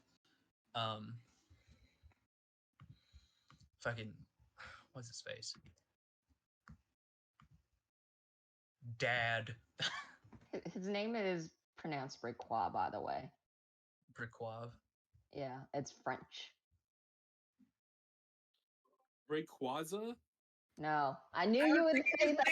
I knew you guys would say that. No, I actually put it into a pronunciation. It's pronounced Rayquois. It's French. Han. Oh God, I got kidnapped by a French man. So yeah, Rayquois had a very lavish style of house. Everything he had was fancy, if not straight up just strange to have. His bedroom is nothing like that. You see wooden walls, a wooden closet with a knob to open it. You see a wardrobe, you see a chest, you see paintings, you see a bed with a comfortable red quilt. And they sit you down on that bed, and they begin to, I guess, essentially just like strip you down. And you hear one of them shout into the hall as things you recognize as different medical supplies. And as they begin to like look at your wounds and begin to put different lotions and potions on them, they you feel the burn of different types of wounds, fire burns, cuts, bruises, all sorts of different things getting treated. And as he looks at, as the person who is working on you looks at you, he goes, "All right. Can you tell me your name, hon?" My name is Ellia. Ellia. Okay, Ellia. Well, I promise you're in good hands right now, okay? But where am I?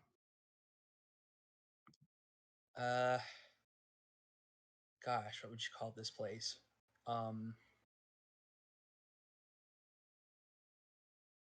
Resurrection? Resurrection? Resurrection. Yeah. How far is it? Hold on, I need to generate something. How far is it from Wolf Pine? Did you literally just generate that? Yes, I did. Nice.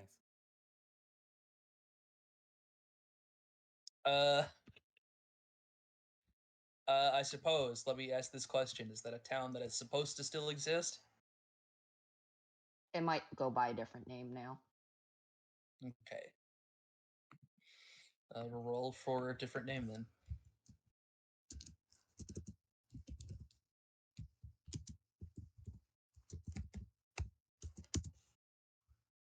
Oh, nope. Still goes by the same name. Oh, okay. Now let's roll to see if it's destroyed.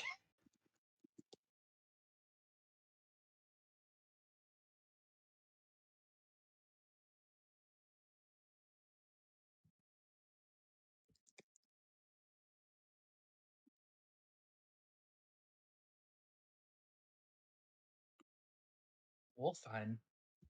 Wolfine hasn't existed in a few hundred years, hon. I know.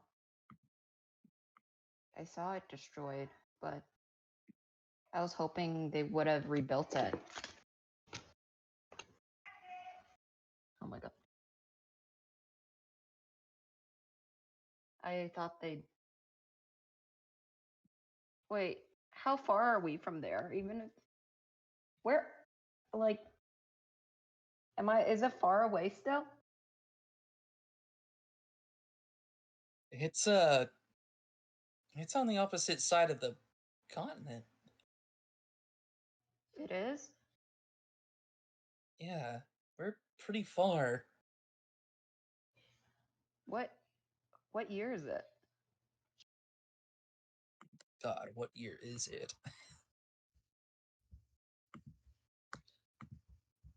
Please tell me I have it pinned.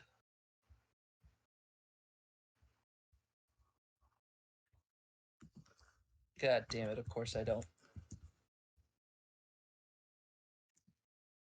Yeah. I want to say 913, but I don't know if that's true.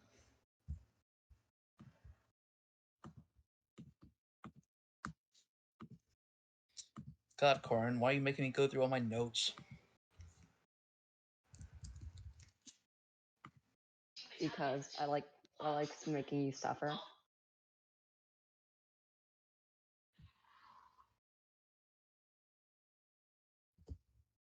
Oh my god. My timeline's not even updated. Yeah.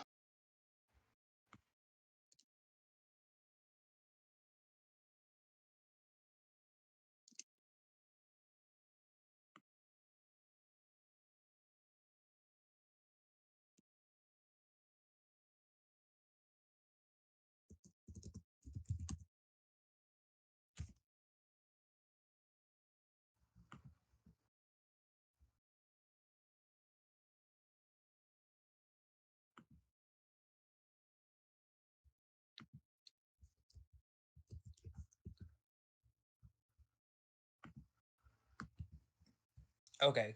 I think I have it. Alright. So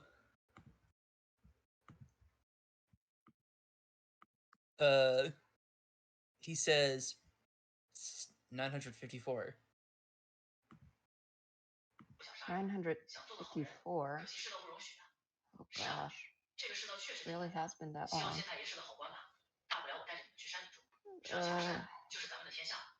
Now here's the question. Is it even in the same age? Oh god. You're right. Because there are 4 different ages. Probably. I said that she's been trapped there for a couple centuries, so I'm not sure. Okay, she could totally be from this age. Though if she were like 1,000 years old, then she'd be from Inoculius. No, only a couple centuries. Okay, so she's from Numaki now. What age? Nova Machina. Oh, thank goodness. Oh dear.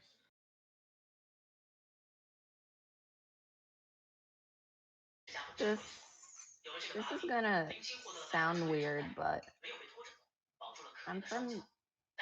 Last thing I remembered, it was 600 innocuous.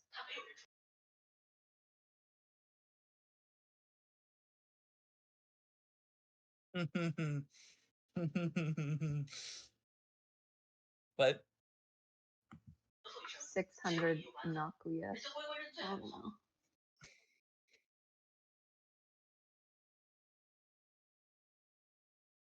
S- 600 innocuous. She nods.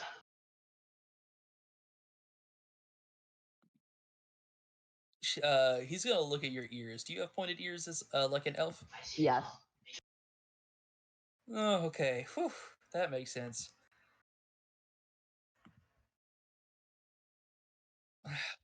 Yeah. All right. So, you look really young though for a 1,000-year-old elf. I'm not an elf.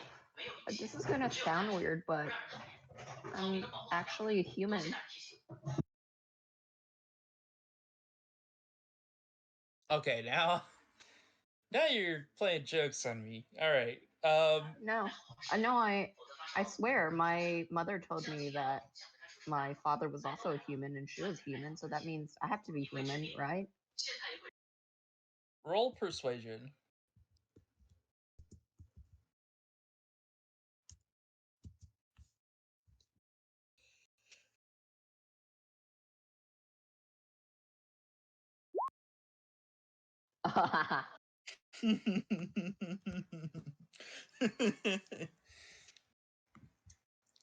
He's just gonna nod and say, "Uh-huh. Yep. Okay. All right. Yeah. Yeah, you're human." No, I was, and then something happened. I got turned. Oh into no, a- no, yeah, no, I believe you. Yeah. I was.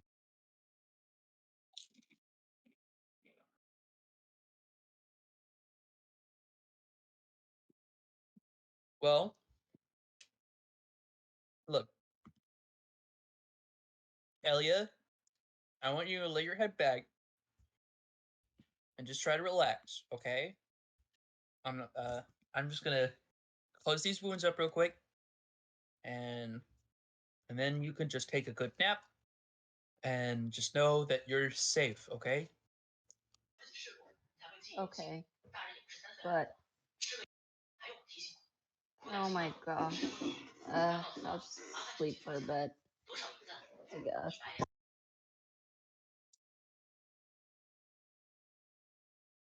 And as he begins to work on your wounds, um, he takes a little while, but even as he's working, the bit of pain searing through, you're too exhausted, and you can't remain conscious for much longer.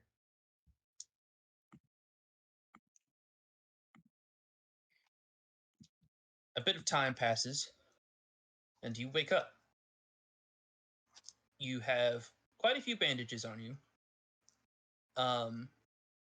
You feel pretty rough, but ultimately you feel like you are not as bad of a situation as you were yesterday. You look to your right and you see a haze of sunlight shining through the window, where little dust mites are dancing through the windowsill, creating an illusion of a dance. And as you begin to sit up, you feel the soreness of your body as you begin to get up. And it's not too long as you're trying to get yourself acquainted that a knock is on your appears at your door.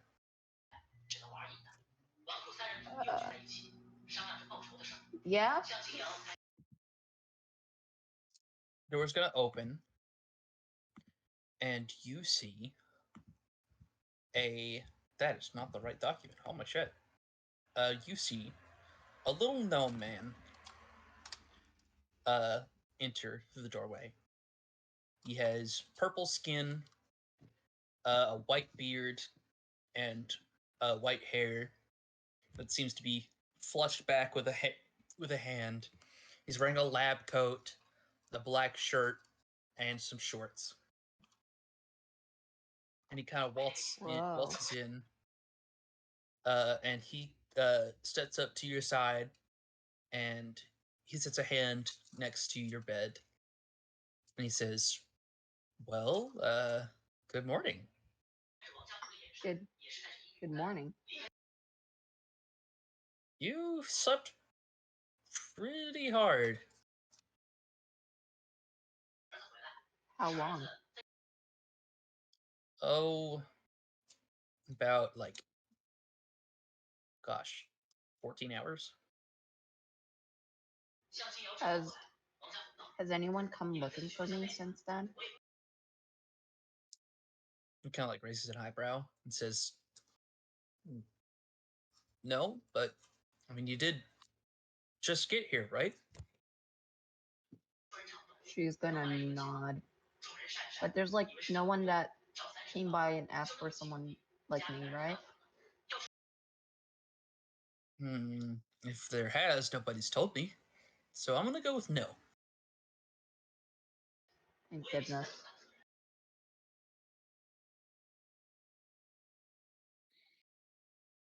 So he says, and he kind of walks away, and he goes to grab a dining chair that's left in the corner, drags it over to the bed, and he sits in it. He looks at you and he says,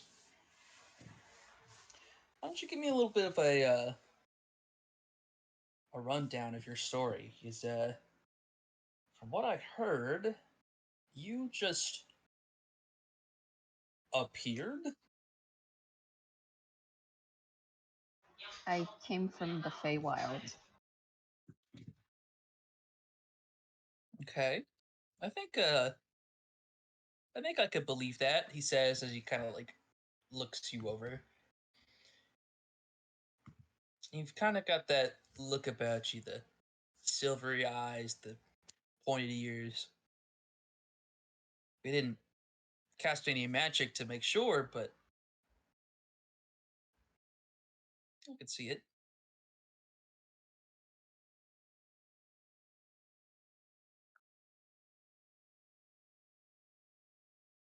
I So, suppose.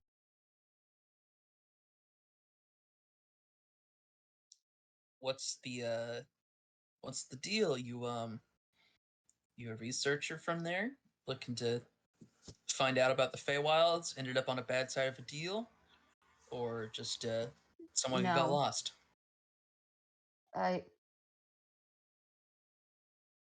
Here's what happened.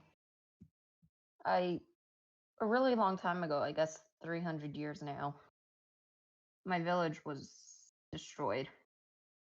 And then after that, there was this, I guess, there was this person came to me and offered me a place to be since village was destroyed.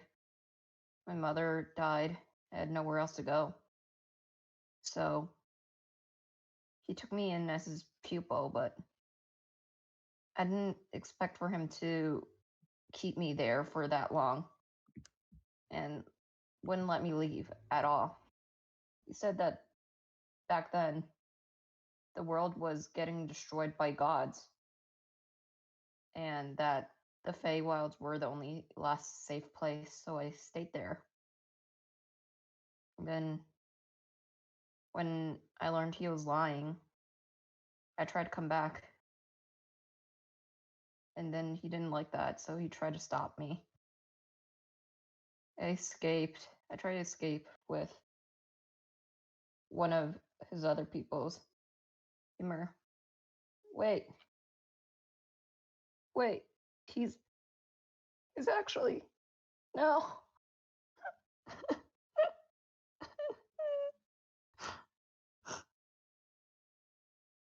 She's just gonna break into tears for a bit. Wiley's gonna speak up and he's gonna be like, hey. No, let's not jump to tears. Look, if there was somebody who was with you, it's entirely possible that they're just somewhere else right now. Yeah? No. Even if he is, he's dead now. I don't know. We don't know that. He No, could be anywhere. I saw him die. Before I went through, he died right in front of me. And she's just gonna go flick her wrist, and in her hand is gonna be a broken wand. This is The wand is a very slim style wooden frame, cracked right down the center. It's got bands of black wrapped around it, with trims of red that run from head to toe. It almost reminds you a bit of a pool cue. But despite its magic nature, it has somehow broken in half.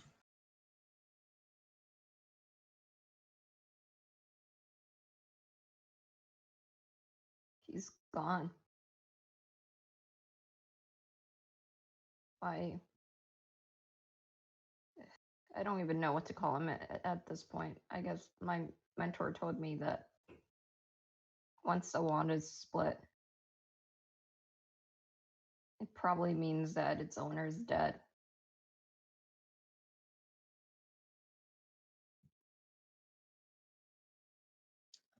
Look, I'm really sorry, Ellia. I know it could be easy, but if he was willing to give his life so that you could escape, I'm sure that he's happy that he did so.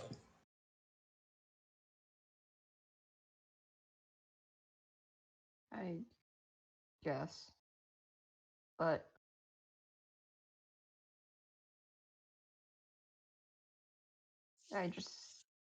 he was the last person I really could trust. Everyone I know now is gone. Even if the world is still okay throughout all this time. Well, I wouldn't say that. He wasn't lying when he said that the gods had destroyed this planet.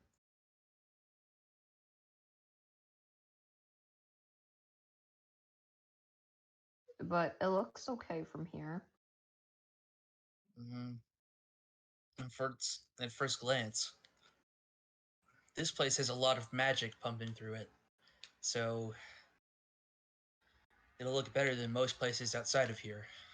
So this place is just like, it's like a beacon and everywhere else is all terrible? I wouldn't say a beacon, but a pocket. Sure. So we're in a pocket dimension? No. Just a pocket of safety. Oh, gosh, you seem to understand magic words better. We have a barrier around this shack, and everything inside of it is magically amplified to work, despite the fact that there are curses.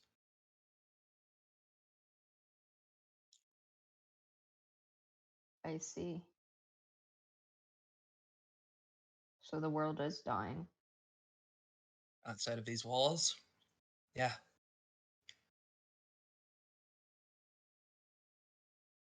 Is there really nowhere that's safe to go anymore? Not really.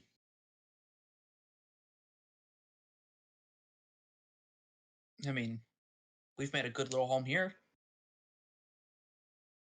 And, well, it sounds like you don't really have anywhere else to go.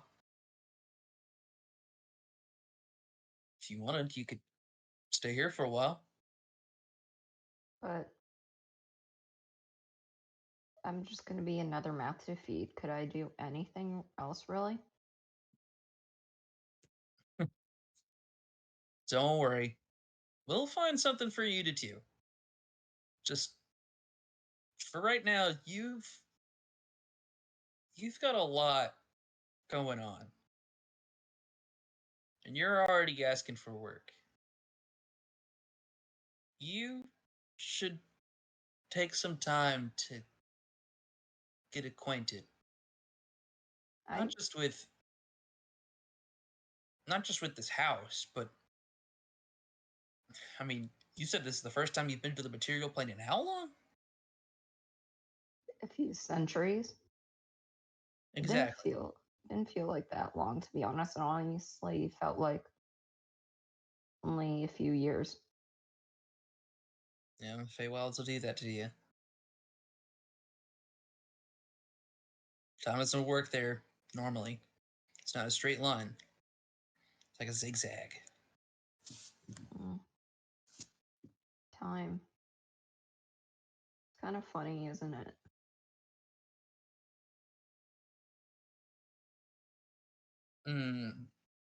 I guess so.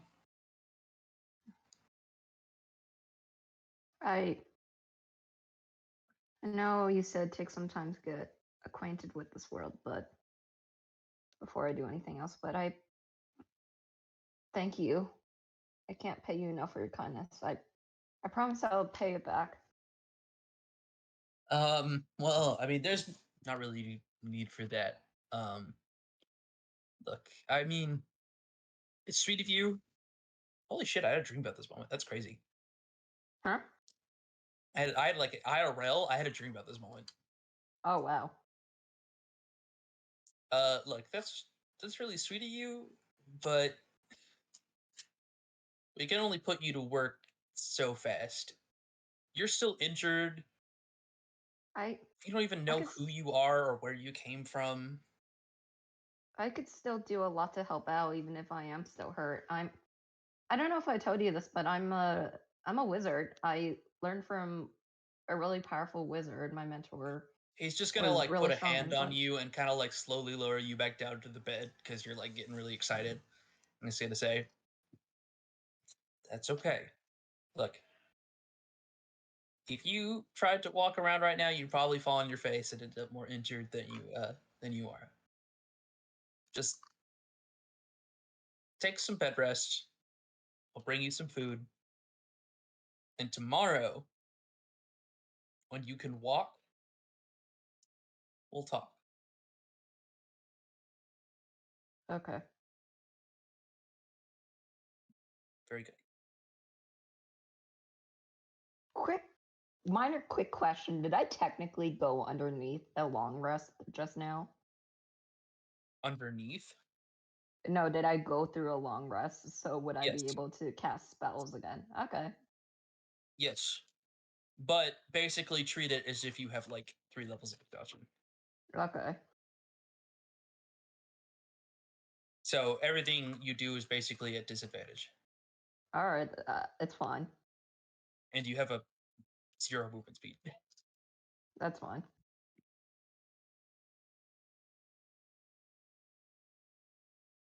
All right. For rest with disadvantage. I'll rest with disadvantage. Great.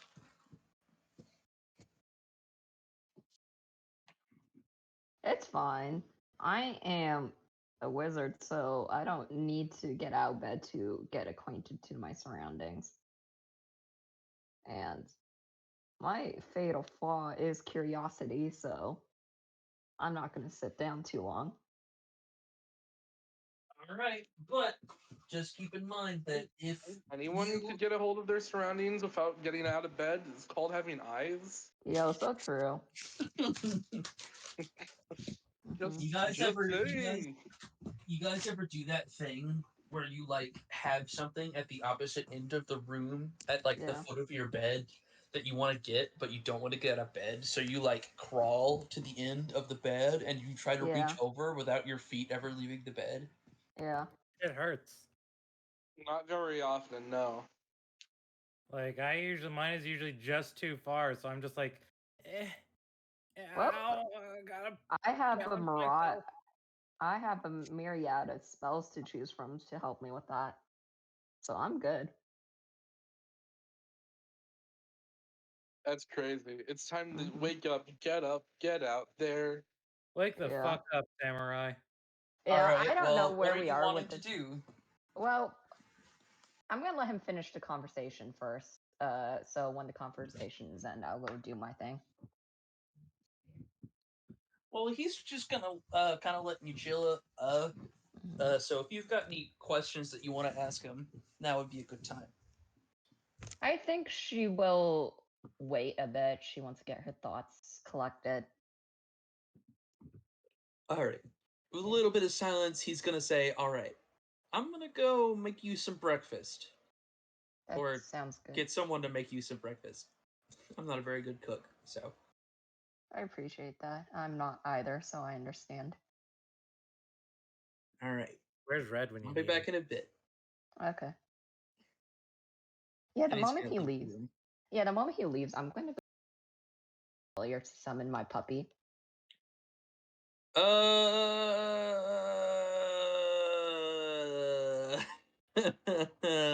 Yeah. How are you planning on ritual casting that? Can't I do it from our bed? What do you have that would allow you to ritual cast it? My spell book? Yeah. And? What would you need for a ritual cast? You need to make a ritual. Alright, can I just expend a spell slot then instead of ritual casting? You can do that. That's fine. Okay. Because the ritual, you need to be able to move, to be able to use make chalk lines or things like that. Like it's 10 minutes of making shit. Okay. Yeah, I'm just gonna go just expend a spell slot since I'm not gonna do anything for the rest of the day. And then once my puppy's here, I'm gonna go have him jump out the window and go explore the surroundings as I look through his eyes. Very nice. So you're just kind of like laying there in bed, eyes closed, but in reality, you're basically controlling an RC car. Yeah. And it's gonna be very mischievous. He's gonna run around and bonk and just go barking. Well, not actually barking, but he's just gonna be running around just checking out his surroundings. He pees on something. Yeah. They don't even normally pee on things, but he pees on things. Yeah. He grabs a book from somewhere and throws it on to people. Very nice. I'm gonna be dead honest with y'all. I'm pretty tired. I've been running D&D for the past 5 hours, so I'm getting a little burnt out. 4 1/4 actually, but understandable. Yeah. So, Corin, we will continue this another time because I'd like to do more silly things. But I'm very EP. That's fair. I would go to bed at 10 p.m. and it's midnight. Oh my god. It is night. Mm-hmm. Oh my I god. can't What see kind a of single light loser in am the I? sky. I'm gonna cry. Wow. I have 2 more hours. Oh my god. Yeah, this is the Yeah, time for I Eep. get the same way as well. Honestly, when I started my job, I would get fucking exhausted at 10 o'clock on the weekdays. I mean weekends. I'm so EP. Yeah. But yeah, I really hope everybody enjoyed their solo sessions and that they Yes. got something fun out of it. Indeed, I loved did. mine. Yeah. I'm just more excited for next time because I could do more silly things because this one was a little too sad for me. And meanwhile, I want to do more silly things with Yeah, Ellia. I want the Mine party was to just meet. short, but I don't mind since Auri was a pre-existing character. Yeah. You got shot in the face. Yep. I did get shot in the face. By was a little someone funny. Yeah. who... Oh, that's weird. This weird little girl smells like the person who shot me in the face. Yeah, I guess I will stop for the recording as well now. Hello, goodbye, YouTube or Eek. whatever. Who does Yeah. that for a Bye.